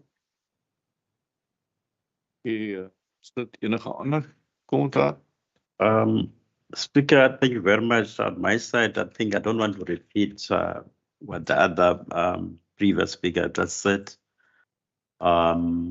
But on behalf of the ANC, I would like to take this opportunity to thank the donors, the officials, the councillors, and law enforcement, and also the churches, and also the availability of the MM and the deputy mayor around Cape Agulhas. It was not easy. It was a very, very difficult circumstance and situation that we find ourselves in. And also thank God that there was no life lost in this regard when we pray. I think that we take a note what happened, and we must also learn going forward what would be done. And also when we criticize and report things, we must not take that seriously, but say that defensive become defensive, because it happened that. Because we criticize and reported so many things that need to happen. When we even took maybe the road to have the oversight in different areas, what happened then? It's almost 6 months that we've done that. It's a problem that we foresee it's happening. So whoever is responsible must take that very cautious and seriously. And we must also take this into cognizance. The special development framework of Cape Agulhas really disadvantage other people. Because now the area that been affected is informal areas and also the informal dwellers, the beggar dwellers. It's a problem. I'm not saying that maybe the other areas are not being affected, but more. But we are sitting with those cars even now of the Group Elders Act of 1913 that we need even to address. And also, I was expecting maybe the cost measures. How much does it cost if the municipality, even this disaster? Because now we never met. What happened even before maybe the announcement of the weather, of the global warming, we should have called up the meeting, urgent meeting, so that we can develop the mitigation part, who's gonna serve in which committee, whoever. So we were just running like a headless chicken. We don't know where to go. Even the mayor was not around, was in Cape Town. He must also acknowledge that. So it's a problem that we foresee. The leadership, the vacuum of the leadership in the municipality is very questionable. And also, the last part, when we said we need people maybe to go to the hall while it was raining, was there any transport maybe available for those people? Yeah, those are the challenges that we find ourselves in. And also the planning part. We must by all means have this committee that is there, but at the same time,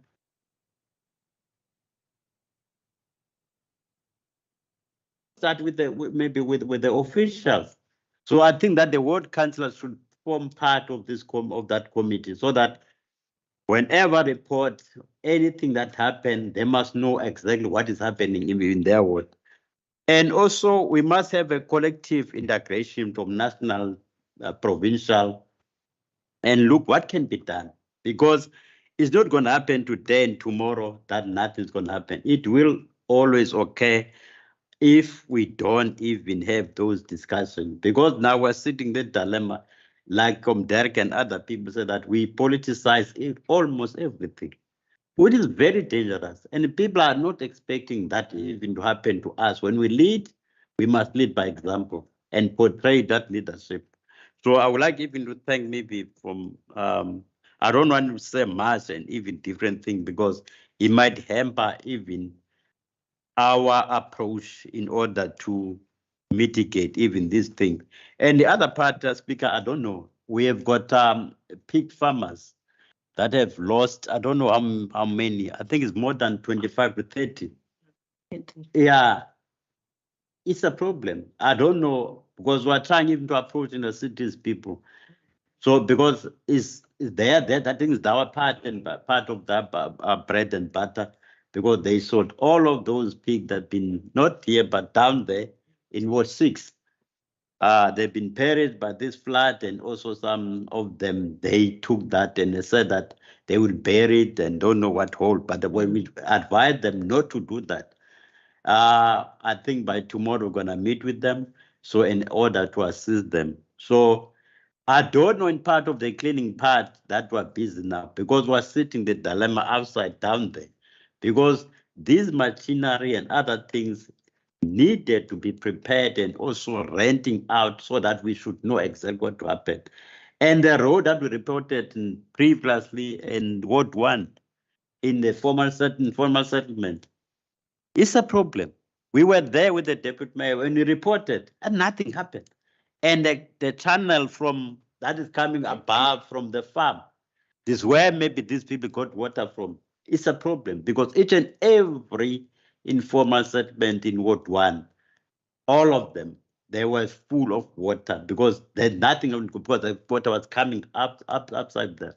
So we need even to mitigate and act immediately and do what we're supposed to do.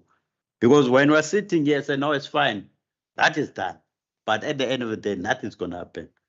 So I'm just raising that concern. Let us learn and also take precaution measures from now on. Thank you, Councillor. Deputy. Speaker, baie dankie. Ek dink ook daarom ek wil ook daarom iets sê in terme van die ramp wat nou plaasgevind het. En ek dink dat wat belangrik was is dat die ramp ons tref. Ons almal begin te saam staan en saamwerk en ek dink dit was vir my regtig waar astronomies, en ek wil raadslede bedank wat betrokke was, regtig waar ons het lekker saamgewerk. Selfs jou direkteure, jou amptenare, ook veral law enforcement, mevrou Sapto en haar team, Paul Valentine, Lindy, hulle almal. Ek wil vir alles sê baie dankie.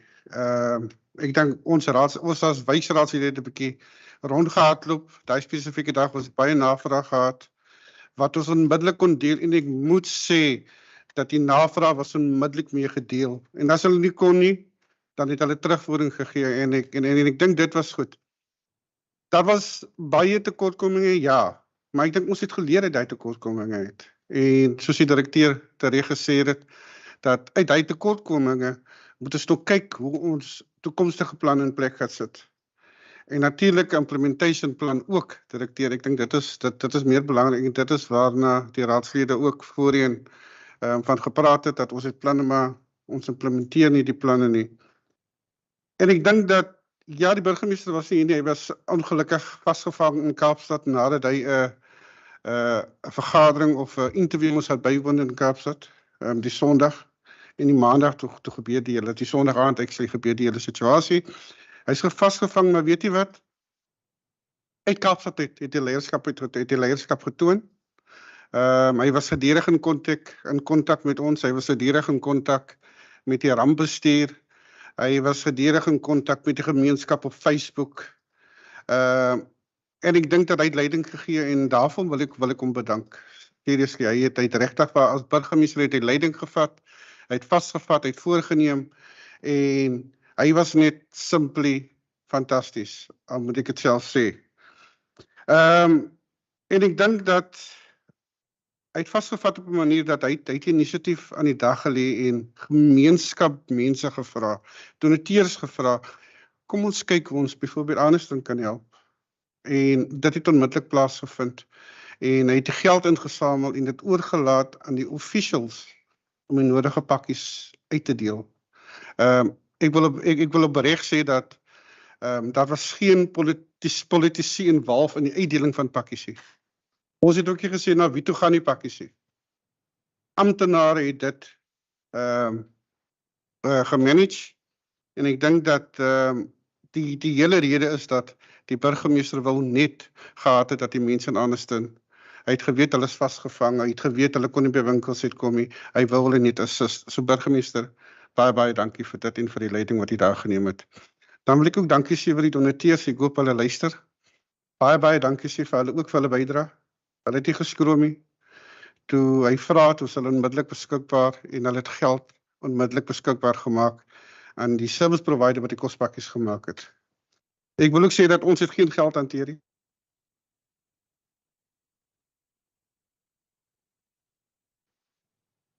En dan ook wil ek net sê dat onmiddellik het die burgemeester ook nou ingetree en hy het kontak gemaak met Give of the Givers.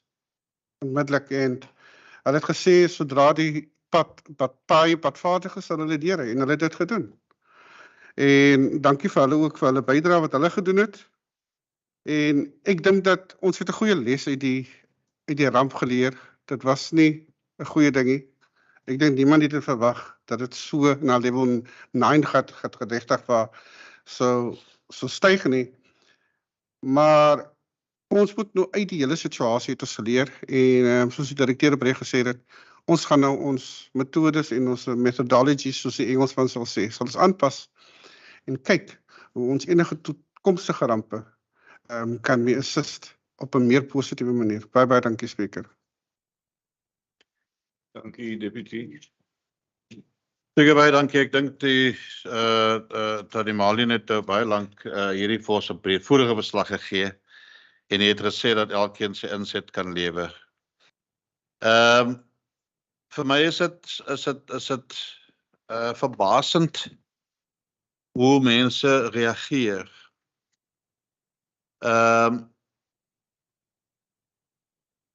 Ek kan vir julle sê al was ons waterafsloot afleidingsslote 4 keer groter as wat hy nou is, sou dit gebeur het. Jy sien wat gebeur in Stanford. Jy het gesien wat gebeur in Hoek. Jy het gesien wat gebeur in Watterdorpe. Ek wil net vir raadslede almal vra, en dit was al in vorige raadsvergadering ook al hier genoem, ons werk nie saam nie. Ek wil hê ons moet teruggaan na 2021, ons moet luister voor ons wil reageer. Na die verkiesing van 2021, dan moet jy gaan kyk na u e-posse. Aan elkeen was gesê, elke raadslid, stuur vir my kantore, maak dit inspeksie in jou wijk, en stuur elke maand 'n lys sodat my PA op die stelsel kan lei. Hierdie amptenare, hierdie raadslede doen dit nog elke maand. Of dit was elke tweede maand in hulle spesifieke wijk. Dat die een gekom uit die oppositieparty het nie. Daar was gevra, daar was 2 e-posse gestuur waar ek sê een keer elke tweede maand is my kantoor deur oop. Want ons het juis gesê na 2021, kom ons begin niet na die tweede termyn. Was my kantoor deur oop, kom spreek vir my indien daar enige sake is in die oppositiepartye. Daar was 2 keer e-pos gestuur. Jy moet gaan kyk op die e-posse. En dan nou die laaste geval op daai spesifieke aand, toe vra ek op ons groep, kan ek as die raadslede se name en identiteit of hulle selfoonnommers kan ek dit op social media plaas sodat gemeenskaplede nie almal, jy weet, vir my hoef te kontak nie, maar protokol nie een van die oppositiepartylede het gegee nie. Al hierdie raadslede het gegee. So ek wil hê ons moet teruggaan en sê, okay, wat het ons goed gedoen en wat ons nie sleg, wat waarop kan ons verbeter? Daar's baie dinge waarop ons kan verbeter. Maar ons kan nie sê dat ons hierdie vloed kon verhoed het nie. Ons kan dit nie vir mekaar sê nie. En ons moet inderdaad dankbaar wees vir diegene vir raadslede, ja, vir amptenare wat uit hulle pad het gegaan het om ons mense te bedien tot in die nag. Hierdie munisipaliteit in COVID-tyd is een van die kleinstes wat die meeste gedoen het in COVID-tyd. Gaan kyk vir my as raadslid Martinus vir my sê, sy het hoeveel keer geraadpleeg oor stormwater, slootjies wat vuil is, wil ek baie graag sien waar dit gerapporteer was en wie het nie daarop aandag gegee nie. Gaan vra vir enige munisipaliteit rondom in Oeverberg. Wat 'n munisipaliteit hardloop uit en gee vir mense seile uit. Geef vir my daai statistieke. Gaan vind vir my nou uit in enige munisipaliteit in hierdie distrik wie kospakkies uitgedeel het. En dan kom jy met daai inligting na Kaapstad munisipaliteit toe. Vind dit uit en praat feite op die tafel. Dankie. Speaker, ek weet ons het nog baie gepraat en ek wou nie eintlik iets op dit gesê het nie, maar net 'n paar regstellings toe die burgemeester gevra het van ons besonderhede het ons ja gesê. En ons het aangeneem hy het die inligting van die inligting is publiek. Dis public, mense het ons nommers. En die ander ding is van ons kon dit nie verhoed het nie. Ja, dis reg, maar ons kon dit beter hanteer het, burgemeester. Daar is klagtes van op die Excel sheet wat ons elke maand kry van oor die 200 dae oud wat deurgegee het van die goed wat nie opgevolg word nie. Ons weet ons infrastruktuur en ons direkteur probeer en doen wat hy kan, maar daar is goed wat ons deurgee op 'n daaglikse basis. En u kan gaan kyk, ek maak seker en baie van ons raadslede maak seker om daagliks in te kom, e-posse te stuur. Ek is gereeld as ek 'n e-pos stuur, dan sal ek my klagtes met die burgemeester as ook vir die munisipale bestuurder indien van ons weet om van hierdie tipe goed te verhoed.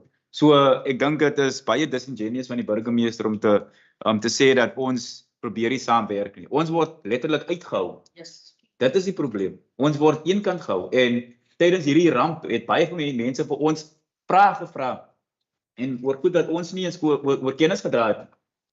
So dit is hoekom ons 'n bietjie ongelukkig is en die goed wat ons aan moes gehoor het, want nommer 1 is ons is nie in bestuur nie. Ons is oppositieraadslede. En ek dink jou gemeenskap moet duidelik wees dat ons maak nie ons kan hierso sit, maar aan die einde van die dag as ons seker goed wil laat gebeur, dan word ons uitgestem. Dit is wat gebeur.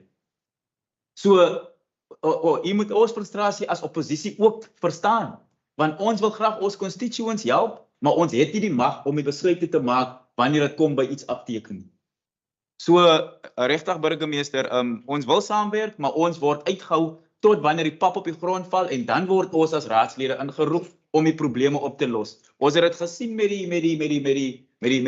die optogte voorheen en wat het ek al heeltyd gesê, mense, die goed gaan gebeur. En as dit gebeur, en dan moet ons voorstaan en word ons aan die einde van die dag, moet ons dan antwoorde gee vir goed wat ons het. So ons wil net van die begin af ingelig word. En ek sou baie graag wil gesien het dat voor toe ons die weather forecast ontvang het, moes daar 'n vergadering belê geword en gevra dat mense, hoe is alles in plek? Maar dit was nie gedoen gewees nie. Daar kon beter koördinering gewees het as ons van die begin af dit saam gedoen het. En ons sê baie dankie vir die MM. Hy het van Nysna afgekom en toe hy kom, toe begin dinge bymekaar trek. En dit is hoekom daai jogspan so goed kon koördineer word. En ons law enforcement, daai ouens was so moeg want ek was saam met hulle 2 ure, 3 uur die oggendure toe is ek saam met hulle in die strate. Toe daai in Randstraat die wal, daar julle 'n stormwater channel oorkom reg in Randstraat, ons was daar. Dit was net die law enforcement wat daar was. En ons kan niks vir die mense daai oomblik gedoen het nie. En imagine vir alles soos vir my as raadslid wat 'n informele nedersetting het. Dis baie moeilik want die need is baie groter daar. So dit is een van die challenges. Ons wil net vra dat die raad van die ander kant van die aisle lig ons in van die begin af en ons sal saamwerk. Moenie ons nie beide wyf in die pad optel en dan verwag dat ons moet saamwerk. Dit gaan nie so werk nie, burgemeester. Dankie, speaker. Nog iemand? Ons sit nou so lank, sou u my toelaat om vir julle so 'n grappie te vertel.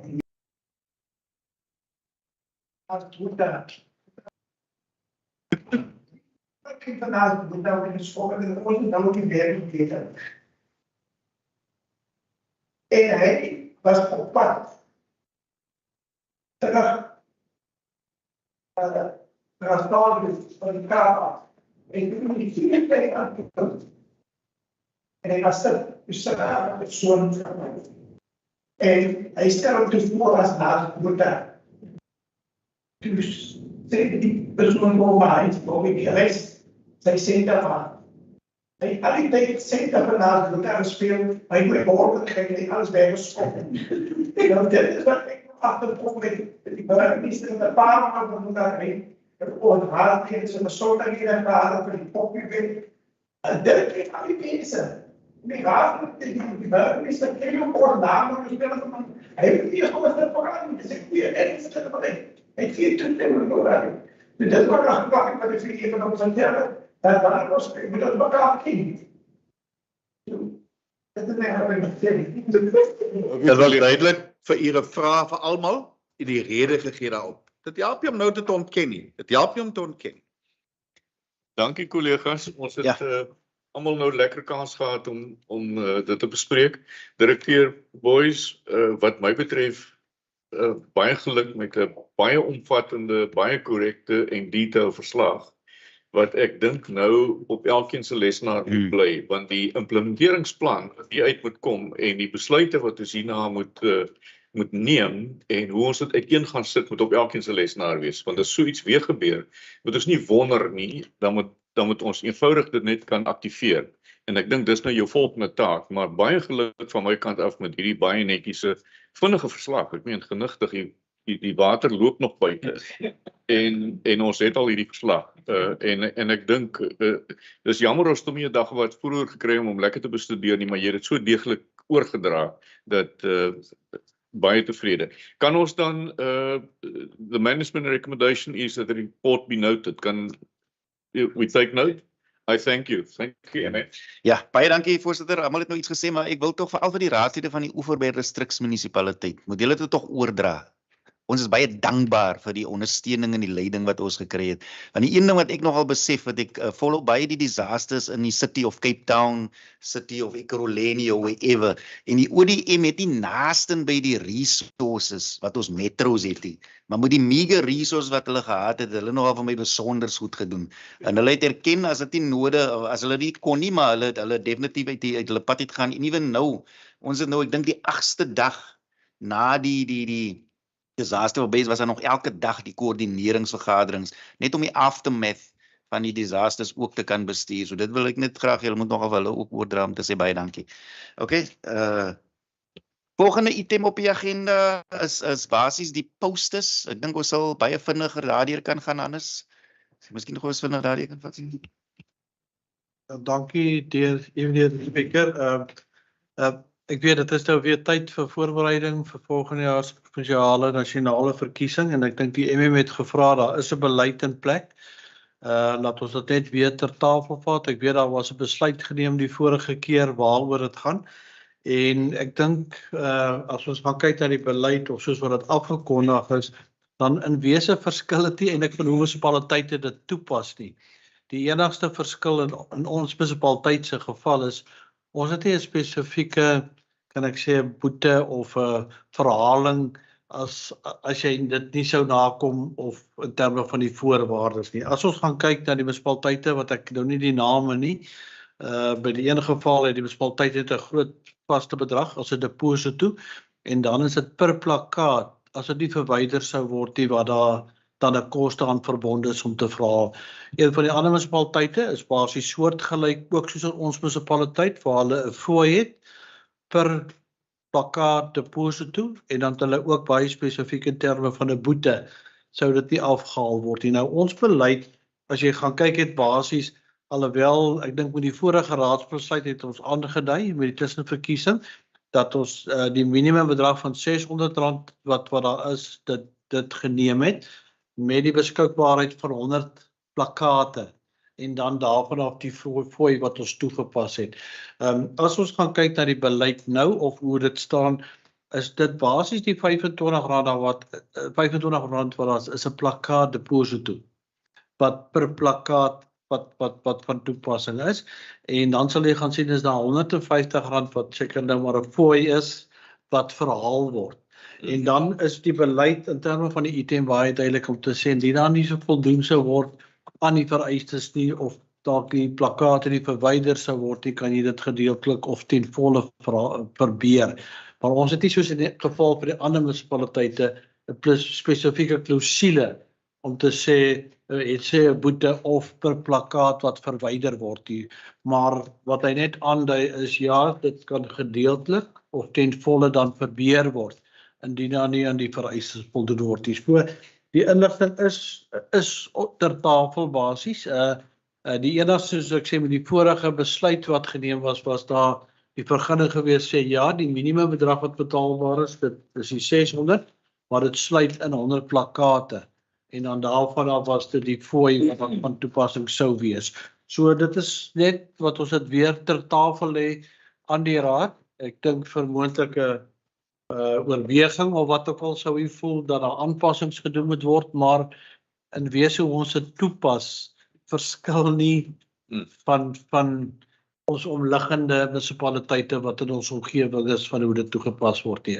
En as daar dalk gevoel word dat daar meer spesifiek moet wees in terme van 'n boete of indien 'n plakkaat afgehaal sou word vir die kostes van dit, dan kan ons dit oorweeg om dit dalk by te voeg of dit in te bring dan as deel van die huidige tariefbeleid, want dit is vir amper die enigste iets wat ontbreek vergeleke met die ander munisipaliteite. So ek weet nie, dit is vir die raad, die item is daarso, maar dit is maar wat ek net opgemerk het uit die inligting en van die vorige inligting wat ons reeds deurgegee het.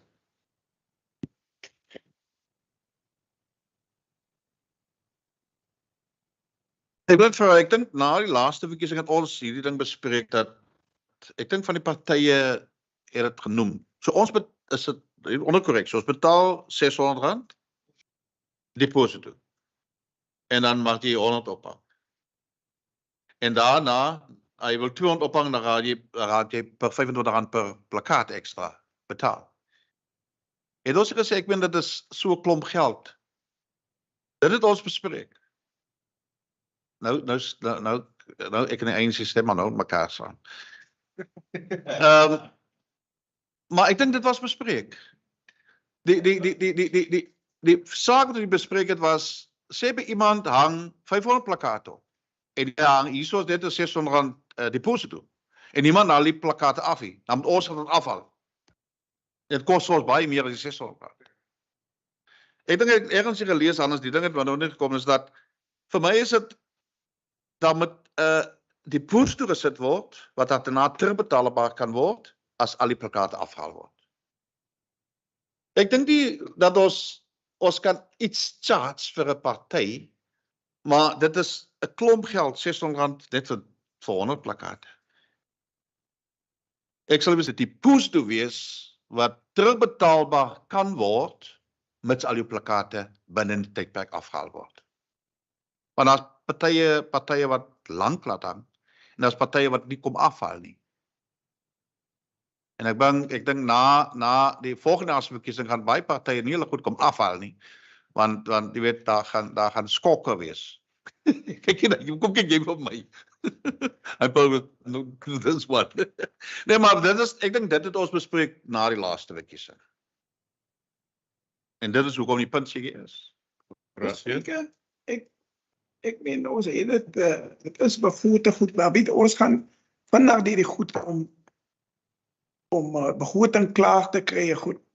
Jy weet, ek dink wat moet gebeur is, laat ons moet 'n bedrag hê vir plakate, vir politieke partye. Jy moet onthou, die een politieke party is groot, die ander een is klein. Nou, dit is mos nou nie die raad se probleem as jy klein is nie. Of is die raad se probleem as jy groot is nie. As die raad R600 vra vir 'n party om sy plakate op te sit, wat wil ek? Nou my een mense, ons moet goed besluit in die raad wat uitvoerbaar is. Die raad kan geen een se plakate loop tel nie. Laat ons ingeligte goed, moenie van ons klomp, ek meen, mense maak wat die ingeligte besluite kan.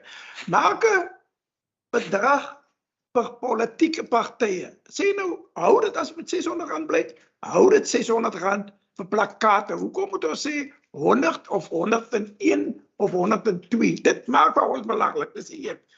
Wat die afhaal van die plakate betref, as jy dit nie afhaal nie, dan probeer jy daai geld. Dan probeer jy daai geld. En wat die raad ook moet neem, dit is presies die tel van die plakate. Jy moet onthou, as jy 300 plakate opsit, dis maklik om 'n plakkaat op te sit. Maar om hom af te haal, jy kan maklik 1 of 2 vergeet, wat jy nie kan by uitkom nie. Ek meen, dan moet jy menslik wees om dan vir die party net 'n reminder sê, sien, jy het mooi afgehaal, maar daar sit nog 'n plakkaat en daar, en dit is wat het is, dit gebeur. Ek kan vir sê, hier sit nog plakate van 1995 op partypale. 1 plakkaat, nie 100 plakate nie. Maar die ouens het dit net vergeet. Dit is wat, maar ek meen om die mense weg te, ja, ek sal nie willen sê wat ek besluit het en wat my party besluit het nie. Maar Okay, maar nou, dis slim. nou ons het nou insette, maar kom ons, het klink my ons het konsensus op die R600. Ja. En ons het ons konsensus dat elke ou kan hang soveel sy wil. Ja. Konsensus daaroor. Ja. Moet ons dan nie net liewer sterk wees op die afhaal en 'n Ja. boete as hy nie afgehaal is binne 'n sekere tyd nie. Korrek. En daai boete moet sterk wees. Ja. Andersins gaan hulle sê nee, Dis- ons goedkoper is julle om gaan afhaal as wat ons om gaan. Presies wat jy gesê het. Ja. Yes. Okay, maar het ons 'n voorstel daarvoor. Kan ek net, meneer Speaker, kan ek dalk net iets noem? Dit wat die burgemeester sê, dis wat ons beleid sê. Ons beleid sê nie ons vorder geld en dit bly in die munisipaliteit se kas nie. As jy gaan lees wat die beleid sê, hy praat van 'n plakkaat deposito. So dis R25 per plakkaat deposito. Dan bepaal hy verder dat die minimumbedrag wat betaalbaar is R600.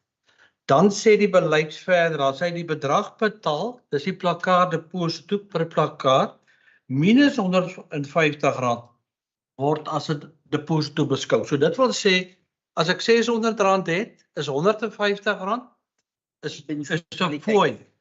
Die ander gedeelte word beskou nog as 'n deposito, dis wat die burgemeester gesê het.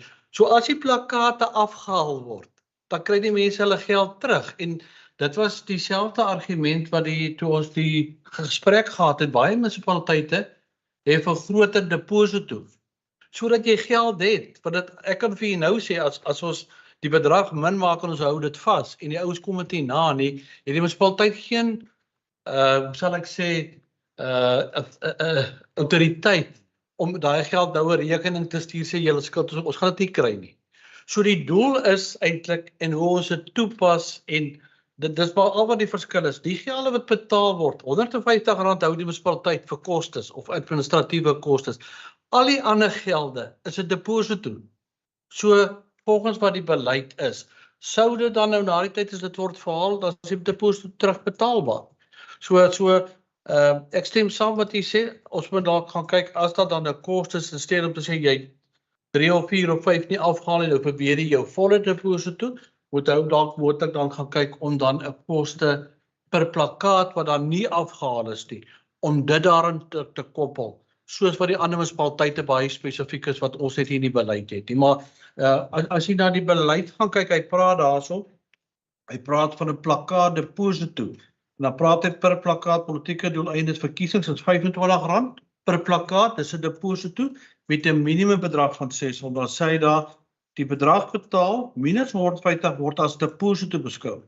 Dan sê hy daar deposito word gedeeltelik of geheel verweer verklaar indien die aansoekers nie ten volle voldoen aan die voorwaardes vir die aanbring van die plakkate nie. So al die gelde min R150 is deposito. So as jy voldoen, dan kry jy die volle gelde weer terug. Dit is in wese wat die beleid sê, wat baie in lyn is. So ek sê, een van ons buurmunisipaliteite, hulle het 'n groot bedrag, amper R6.000 wat jy neersit, en dan is dit kostes per dit, waar die ander munisipaliteit pas dit maar basies soortgelyk soos ons toe, ook 'n koste per plakkaat, met 'n boete dan, indien jy dit nie sou afval nie.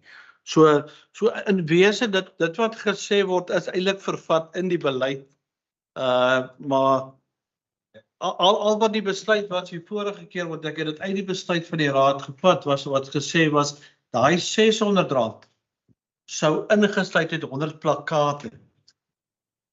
Nou as jy jouself vat, as jy 25 wou 25 of 20 wat ons R2000, wil gesê net die minimum en jy kan 100 plakkate. Sou dit dan meer word, sou daar addisioneel betaal gewees.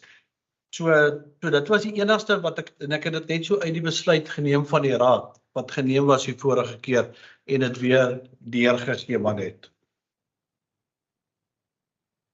Maar daar is nou duidelik, dit klink baie ingewikkeld. Ek ben ons politieke party het R600 betaal. Dan is die amptenare wat dit uitvoer ook dat nie reg bestaan nie. Net die R600 was betaal by die laaste verkiesing. So ons moet dit dan makliker maak, ongeag hoeveel daar moet 'n bedrag wees, ongeag hoeveel plakate jy ophang. Maar as jou plakate in Suiderstrand hang en ons by die van ry om te gaan afval, moet ons sê, okay, jou afval gaan rond R50 per plakkaat wees.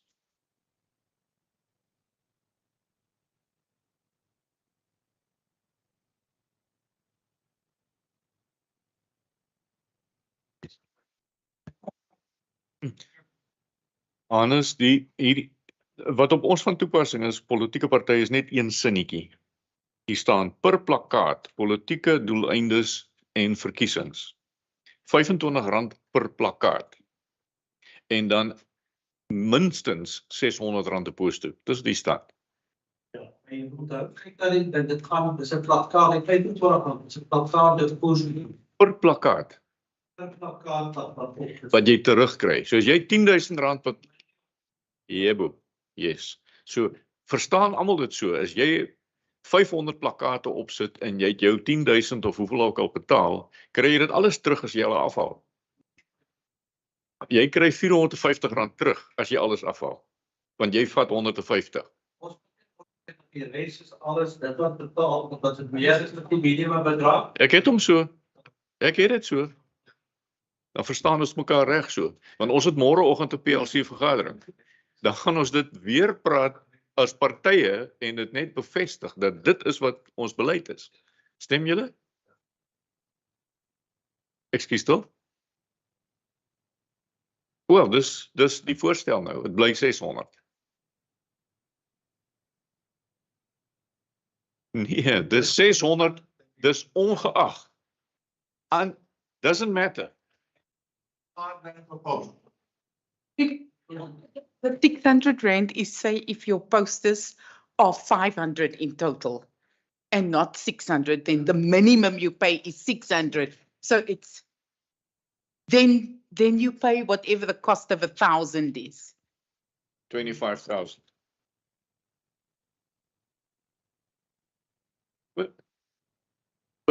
But that's the point. You can put up 100 in each ward. Kein Problem, but you're going to pay a deposit. 6%? No. 25 times the number as a deposit. You get it back. They refund it. They only take $150. Voorsitter, daar's môre 'n PLC meeting en ek gaan vra vir Hannes ook om vir ons net daar te kom verduidelik by maar baie eenvoudig, elementêr hoe dit werk en hoe dit geïmplementeer gaan word. So as ons daar uitstap by die PLC meeting dat ons ten minste kan almal verstaan hoe die toepassing van die beleid gaan werk. Is dit reg? Okay.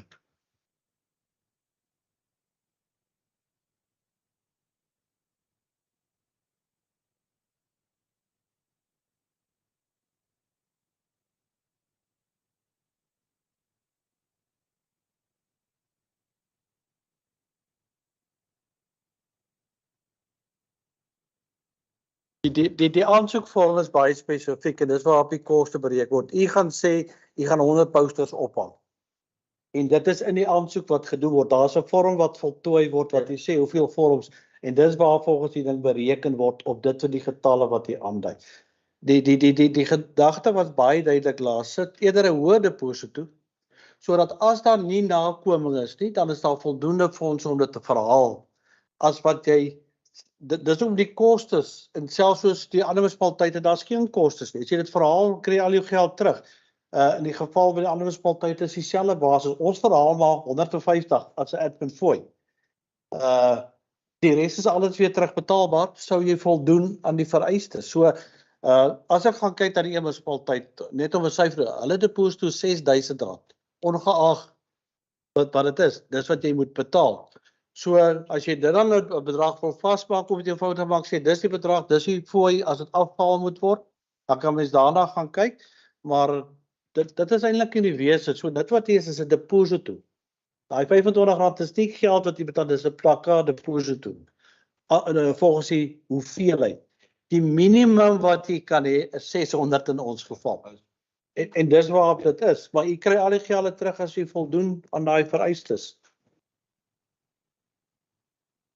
Speaker, ek wil net vir u sê, ek het dit genoem met die stegies ook. Jy weet, ons is in die politiek, die amptenare met die pryse en hulle moet vir ons adviseer. Nou, wat gebeur met 'n verkiesing is, wil ek vir u sê, ek gaan die DA vat. Paar maande voor die verkiesing sit hulle 'n poster op. Moet hulle betaal daarvoor of moet hulle nie betaal nie? Hulle moet betaal daarvoor. Maar na 'n maand of 2 voor die verkiesing sit hulle ander posters op. Moet hulle weer betaal dan of het moet hulle weer betaal? Ek maak nie, daar's ander partye ook wat dit doen. Hulle 2 tipe posters wat hulle opsit. Moet hulle dan As die eerstes afgehaal is. nou moet hulle Die eerste kos afgehaal. Ja, met afgehaal. Dan moet hulle weer betaal vir die volgende. Ja. Hy moet net seker maak dat hy sy deposito kry. Ja. En dan moet hy weer aansoek doen vir 1000. Dan moet hy weer betaal. Dis hoe ek die beleid lees. Baie dankie dat u idees stiptelik dophou. Ons waardeer dit.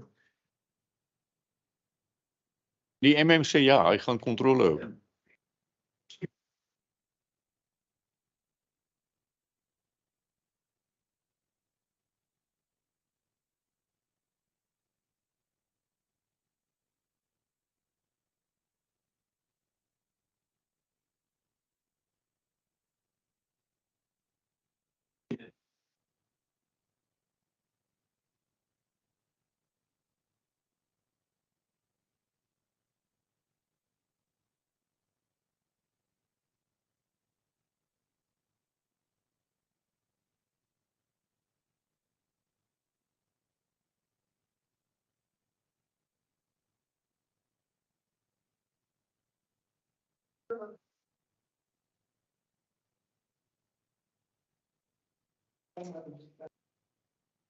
Asseblief.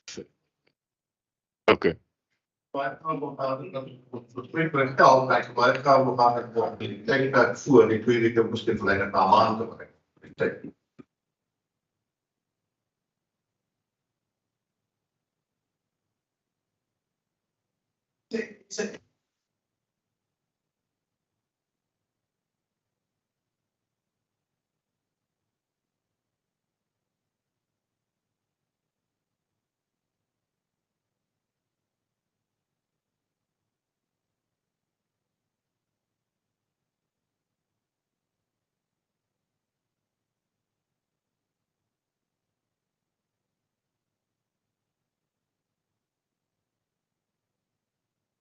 Ja, ek dink die 2 weke is na die gebeurtenis.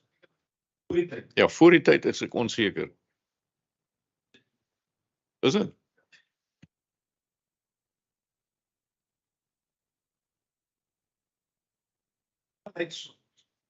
Maar maak dit daai van dit kan môre versoek word. Ons kan dit môre versoek, ons kan dit bespreek en versoek en dan bring ons dit raad toe. Ek dink, Speaker, as julle tevrede is met dit of as julle die beleid rondom die tarief, Dis nie tariefbeleid wat die raad goedgekeur het. So as julle dit wil verander, dan moet julle dalk nou dan sê wat julle wil verander. Ek dink die ander gedeelte, die voorwaardes daaraan verbonde, ek dink dit is seker maar gebaseer op iets, maar dit kan aangepas word. Ek neem aan, dit behoort nie 'n probleem te wees nie, want ek weet nie, MMI kan dalk beter weet of daar vasgestelde standaarde of riglyne is waarteen hierdie goed oor die algemeen gemeet kan word of opgestel kan word, want ek dink dit behoort relatief standaard te wees vir toepassing oralste. Kyk, dit het nie 'n begrotingsimplikasie nie, want die R150, ek meen dis Mickey Mouse, dis maar kom ons stop dit, kom ons bespreek dit môre om die tafel en ons bring 'n voorstel terug. Kan ons dit so aanvaar? Wat anders so sê wat sit. Dis 'n beleid waarop die slim is. Ja. Dis 'n voorwaarde wat u weet op tyd. Ja. Dis 'n voorwaarde wat die MM kan verander sê ek kom maar daai voorwaarde 2 maande voor die event voor die kwartaal. Ja. Ja. As 'n voorwaarde van ja. Ons bespreek dit môre, ons bring dit raad toe vir die volgende raadsvergadering. Ja, maar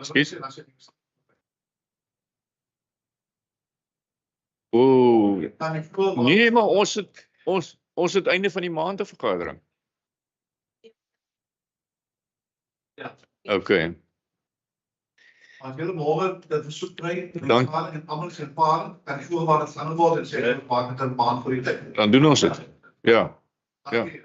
Okay, dankie tog.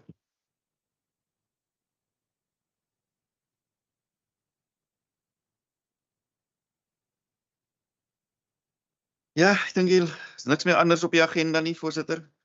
Behalwe die ja. Ek het geen dringende sake van my kant af nie. 15. Ja, kennisgewing van moties geen ontvang, geen vrae ontvang. Oorweging van kennisgewing nog vrae geen. Ja. Die uitstaande raadsbesluite gaan ons in elk geval nou aanpas en dit net die ander wat nog moet bykom gaan ons bysit in 'n opgedateerde verslag by die volgende raadsvergadering voorlê. Okay, dan die inkomitee hierna, maar ek kan ons nou eers gou 'n breek vat. En dan doen ons die inkomitee of wil julle eers moet aangaan? Is net Is dit vinnig? Okay. Is net Dan Annelies, dan moet jy net vir